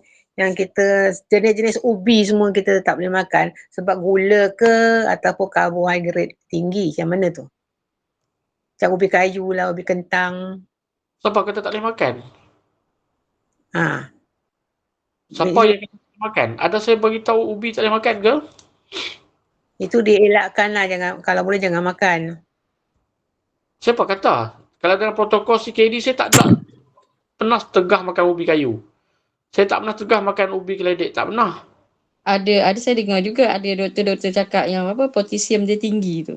Yang dia tak boleh makan. Saya cakap makan je, tapi makan secara sederhana, secara seimbang tak ada masalah. Yang saya marah sangat jangan makan daging, lembu, kambing, ayam, itik, kerbau. Kalau yang bukan Muslim tu babi, itu semua tak boleh makan. Kalau you dah CKD ya, itu paling besar sekali. Yang potasium tu, you makan daripada ubi, you makan daripada sayur tu, sayur ni ada potasium, ada fosforus lebih-lebih tu. Asalkan you jalani protokol CKD saya, you buat detox bagai, dia akan buang. Yang berlebihan dia akan buang. Yang berkurangnya dia akan tambah, dia akan top up, dia akan serap, dia akan rangsang badan untuk serap balik yang kurang. Okay? Cuma detox ni dia tak mampu nak selesaikan kalau ada protein berlebihan. Itu dia tak mampu. Kalau setakat mineral-mineral tu yang berlebihan sana berlebihan, dia akan cover semua. Itu yang keistimewaannya protokol saya, kenapa saya benarkan makan ubi kayu, makan ubi kentang, makan ubi keledek, semua tu. Saya tak larang. Saya tak larang tu maksudnya boleh dan bagus dan memang protokol tu boleh angkat. Apa buktinya pesakit saya yang makan macam-macam ni, dia orang boleh sembuh juga, tetap boleh reverse. Yang penting saya cakap jangan makan apa? Protein haiwan. Kena kurangkan, elakkan langsung. Okey, yang protein bersifat protein berat, protein tebal ni. Protein yang nipis macam telur, macam ikan kecil-kecil tu proteinnya nipis. Saya kategorikan nipis, senang untuk badan kita proses. Jadi urea dia tak banyak sangat dihasilkan, tapi tak boleh berlebihan juga itu pun. Kita dah limitkan dah. Jadi protokol saya ni tak terlampau strict, tak terlampau lembut, tak terlampau lenient. Jadi dia tengah-tengah. Saya bagi protokol yang paling mudah untuk tuan-tuan ikut. Tapi kalau masih tak boleh ikut juga, masih tak boleh pantang juga, bukan salah saya lagi lah. Okay? Memang kita tak boleh bantu dah kalau tak boleh reverse. Dia tak boleh reverse ni sebab utama langgar pantang, itu je. Bukan sebab protokol saya. Protokol saya dah proven untuk orang ramai. Protokol saya tak ada masalah. Dia dah proven untuk ramai pesakit, 80%. Jadi kalau tuan-tuan perempuan tak boleh reverse makin teruk, last kali kena dialisis tu, cek balik. Mana kata tuan-tuan perempuan langgar banyak benda. Terutamanya pantang daging haiwan. Daging haiwan ibaratnya apa? Kita bagi baja untuk sembuhkan, kemudian racun dimasukkan. Protein haiwan tu racun lah. Kita bagi baja, masuk racun. Macam mana? Memang buah pinggang akan hangkang lah. Okay, kita bagi baja, nak bagi subuh balik buah pinggang tu, tuan-tuan perempuan bagi balik racun kat dia. Racun tu apa? Protein haiwan tu lah. Bukan protokol saya masalah, bukan ubat saya bermasalah. Disiplin diri yang bermasalah. Walaupun hidup dah 60 tahun, 70 tahun masih tak sedar lagi, buah pinggang dia nak rosak dah, tapi masih lagi selera nafsu tu tak mau tutup, tak mau stop makan daging-daging ni. Tak boleh tolong orang macam ni, tuan-tuan. Tak boleh reverse. Pakar terbaik dunia pun dia takkan boleh bantu tuan-tuan untuk reverse kalau 60-70 tahun dah makan daging, masih lagi tak insaf, masih lagi tak boleh pantang 6 bulan je pun tak dapat tolong tuan-tuan, tak dapat tolong. Dan bagus juga saya punya protokol ni masih membenarkan makan sayur, makan telur, makan ikan, itu je. Masih okey lagi sebenarnya. Okey. Kalau ada lagi protokol lain yang lebih strict tu sampai tak boleh makan langsung. Memang fully vegetarian. Tak boleh makan langsung ikan, telur, itu lagi dahsyat tuan-tuan. Tapi saya bukanlah sampai level macam tu. Boleh, tuan-tuan boleh reverse, pantang je dulu. Pantang je. Ikut je apa saya cakap tu, insyaAllah okey. Ni doktor, saya nak tanya ni satu ni. Kan, kita makan, kalau makan telur 2 biji satu hari. Habis kalau kata mesti nak selang-selikan ke antara ikan sama telur. Katakan ada telur, selang-selang. Selang-seli hari yang sama tak boleh makan telur dengan ikan. Ada hari telur, ada hari ikan. Okey, dia tak boleh campur. Bercampur. Oh, okey. Baik, itu yang terbaik dibuat. Okey. Saya faham lah. Saya nak tanya tu kan, boleh campur tak? Macam kata bukan, kalau telur kita makan 1 biji, malam kita makan ikan anak ikan tu, satu ekor tu. Tak boleh lah kan? Itu okey lagi, itu okey. Maksud saya ni yang campur ni, dia ambil telur 2 biji, dia habiskan kuota telur, kemudian dia habiskan kuota ikan buat 2 ekor. Jadi dia 2 biji telur, 2 ekor ikan satu hari. Tak boleh. Tapi kalau dia bagi-bagikan itu, pagi makan hari sebiji telur, makan malam seekor ikan, okey lagi. Oh, itu boleh lah. Maksud saya dia habiskan kuota ni. Kuota kan telur, makan 2 ekor ikan, dia dah dapat 4 dah. Itu tak bagus. Dia terbaikkan diri dia lah. Ya, selalu saya pagi, saya makan 8 pagi, kadang-kadang saya makan roti kosong, kadang-kadang saya goreng telur sebiji. Habis nanti bila makan time makan tengah hari ataupun malam, saya makan ikan yang kecil je lah, itu je. Itu saya kan boleh campur tak ni, tapi datang makan lah, boleh lah kan, jauh. Jadi anggaran dia tu ada lah. Anggaran sebanyak mana tu lah. Okey. Terima kasih doktor. InsyaAllah jumpa lagi. Okay. Alright. Ada 3 minit je lagi. Siapa-siapa nak tanya soalan terakhir, kita cuba bantu lagi. Doktor tanya, kalau makan mi tu semua tak boleh lah ya? Apa dia? Mi goreng-goreng, mi goreng. Untuk CKD tak ada saya tak larang. Yang penting kalau nak makan mi goreng pun, goreng lah, janganlah masukkan daging. Itu je pantas dah confirm. Udang boleh Udang, sotong. Pun saya suruh elak kan dalam protokol tu. Oh, elak kan juga. Okey. Jadi betul-betul pecah telur lah. Kalau nak lebih strict lagi, nak lebih berjaga-jaga, kicap pun jangan bubuh. Mana kata buat macam itulah, bihun goreng Singapura yang tak ada kicap. Jadi tu. Okey? Okey, baik. Terima kasih. Baik doktor. Tadi tu protokol untuk CKD kan. Bagaimana dengan kencing manis dengan darah tinggi? Macam mana pemakanan tu? Pemakanan kencing manis. Okey, kencing manis lah paling mudah. Kencing manis dia kena, pertama dia kena tinggalkan segala gula putih ni. Dia tak boleh dah ambil gula putih. Itu paling bisa untuk pesakit kencing manis lah.